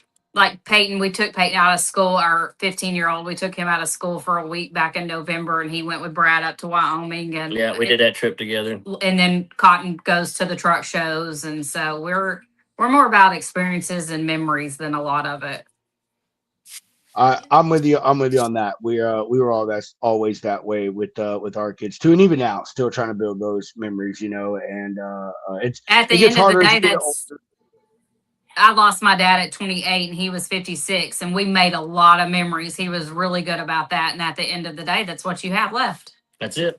Yep, I agree. And we made a ton of memories with our kids, me and my boys. Mainly it's car shows. I literally have a Google Drive that's got thousands of pictures across the last 20 years. I mean, my first car show my oldest ever went to, I think he was like 2 weeks old, and we took a car show. So it's all about memories and building those things. And as your kids age and you age, those type of memories and those experiences, you know, they become different and stuff, you know, and you get to share them in different senses. And you know, you guys now are in this stage that my wife and I are looking forward to, which is the grandkids part, you know, spending time as you know, one father with another father, you know, being my son, you know, and his son, and making kind of those same core memories, which I got to watch my father do. You know, my dad taking my brother and I to car shows, and then my dad being a part of him taking me and me taking my sons to car shows with him. It's just a crazy experience. So, but hey, anyway, we're all going to talk for hours here. My wife is cooking dinner, and I know I'm ready. You know, you guys have got stuff to go, so we're going to wind it down here. We'll do some sponsor breaks here in a minute. Before we get to the sponsor breaks, want to give you guys an opportunity to come with some closing comments, questions, concerns, updates. Want to give yourselves the business and plugs where everybody can find y'all. They want to do some business with you, where they can come and do that at. That's all you. Oh, we are in Northeast Texas, Pagoda, Texas. So obviously you can come here. Most people, we have a heads up, but you're always welcome to just stop by. Phone number is 903-715-1406. We are on TikTok, Facebook, Instagram, YouTube. Website. We have a website, Truckin' Awesome, but it's slang. So it's truck, the letter N, awesome. Yeah. .com. Well, there you go, folks. Trucking awesome. I love how you guys put the Southern twist on it and actually did the truck in the N. I do. I love that, because that is so how we speak. It's not trucking, it's trucking. You know, trucking, what I mean? That's we have to explain that when the boys started wearing hoodies to school, that it's it gets trucking. Mistaken. They try to get them. Yeah, we had some teachers try to get the kids in trouble because it definitely. I guess I never really picked up on it, but I guess if you look at it a little wrong, it could look like it's saying something. So we changed the colors and the way it blended, because we were getting some kickback years ago on that, but we fixed that problem. So Yeah, fake news. We know you did that shit on purpose, bud. You ain't got a lot of kick it. I like it when it's once you see it, you can't unsee it. You know what I'm saying? I think it works, and that most people like it for that fact, which is pretty awesome. So whatever works, but it is very unique. No, it is. It is extremely unique, man. You got tons of play on that. Hunter, before we do some sponsor love here, what you got to say, my man? Hey, I like Hey, your it's been hoodie that awesome. you put on. Is that bull snot? Oh yeah, of Yeah, course. we met him in Atlanta. Super nice Good guy. dude. Like his products I too. love his products. Brought home a whole box full. Nice way to say it. Yeah, Van Brown's the man. Love that guy. The redneck chemist. But Dude, it's amazing what he knows. It's crazy. That's awesome. yeah, you know he's also like a 3rd-degree black belt in some sort of taekwondo or something else. That's too. what someone else told me too. He's some madman.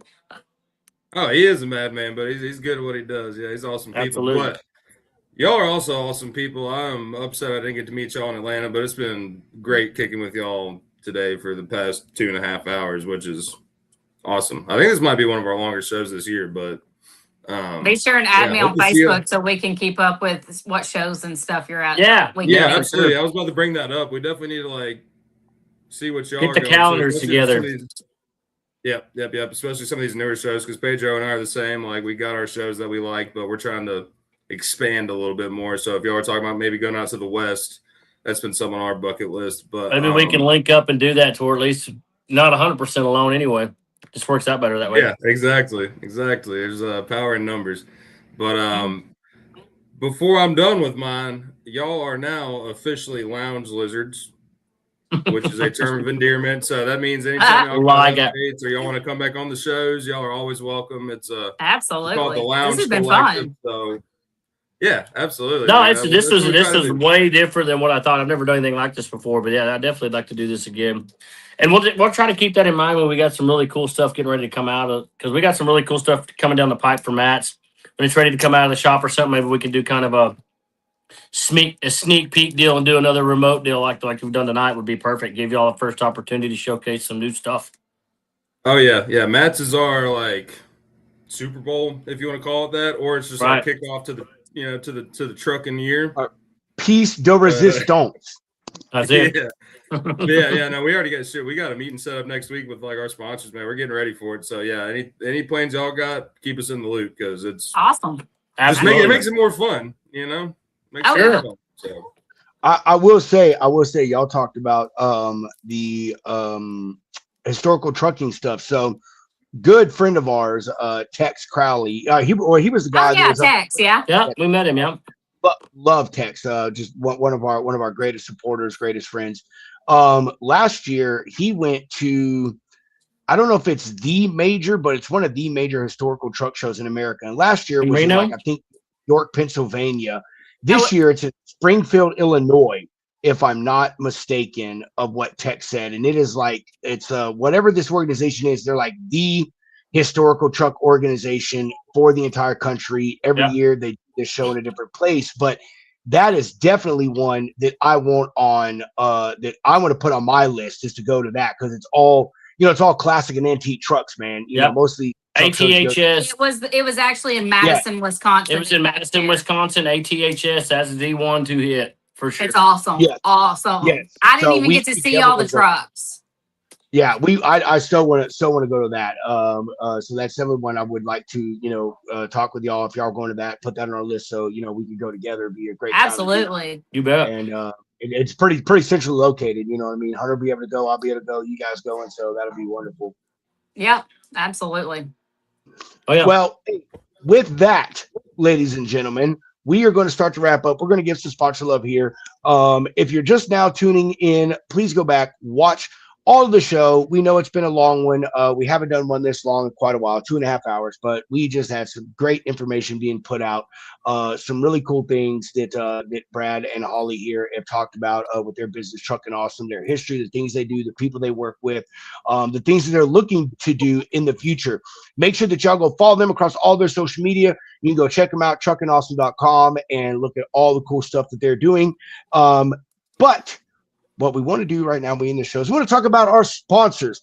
right now, it is imperative to make sure that your drivers, your assets, and your cargo is safe. One of the highest threats to freight fraud and theft is during Christmas holidays, more specifically the theft part. And Freight Ninja, they have an option to help you guys and gals stay safe out there on the road with almost 6 locations across the United States. They are going to take care of you, whether you need to park 1 truck, 2 truck, 3 truck, 50 truck, all your asset overflow with your trailers. You make sure you give them a holler. FreightNinja.com. 844-303-1505. Make sure you use code Lounge Ninja to get yourself some special rates. Hunter, I'm doing this from my phone, so can you please change the banner over to Shoreline for me, please, kind sir? I got you. Boom. And also, during this wonderful holiday season, you want to make sure that you're putting the most money back into your pocket, whether you're a carrier or a broker or a manufacturer, a startup. Tons of businesses have invoices that they need to factor, right? They can't wait on net 30 terms. That's where Shoreline comes into place. They got 50 years in the finance industry. They choose what invoices you factor, so you don't have to factor everything with them. Maybe you got a customer that they want to pay you in 7 days. Don't worry about that. Clint's going to let you slide. He's going to let you take it direct to them. They don't have any early termination fees, so you can leave them whenever you please, and Clint is going to let you go about your way and do what you need to do. Make sure that you hit them up at ShorelineCapital.com. Give them a call at 801-605-8822. Make sure you use code SureThing365. You can get your first invoice up to $2,000 for free. With that, I think that's all we got. Mr. Howell, unless you got anything you want to add? Right. Freestyle Friday. Oh, yes. Freestyle Friday. Thank you. Thank you very much. We forgot about the updates. This Friday, Freestyle Friday, we're going to be hanging with the crew. Y'all know how it is. No guests, no agenda. We're just going to chill with the homies and chop it up. Get back a couple of brewskis. Talk about whatever we want to talk about in the trucking and logistics industry. Make sure y'all come and join us this Friday, 4 p.m. Central, 5 Eastern. Oh, and tomorrow morning, episode 9 of the Road Dog Coffee podcast from a good friend, Spencer Squire. Y'all come hang with us out tomorrow morning, 8 Central, 9 Eastern. We're going to talk 30 minutes about just whatever's going on in the industry. And you can come on there and get yourself some codes to get some Road Dog Coffee on a good deal. With that, we're going to be out of here. As I always say, chunk them deuces. Mr. Hound, roll that beautiful bean footage. The views and opinions expressed on this show by its guests are not necessarily those of Lounge Media Group or the show host. So if you sue someone, make sure it's the party responsible for hurting your feelings. Also, grow up, be an adult, and understand not everyone thinks like you. And that's okay.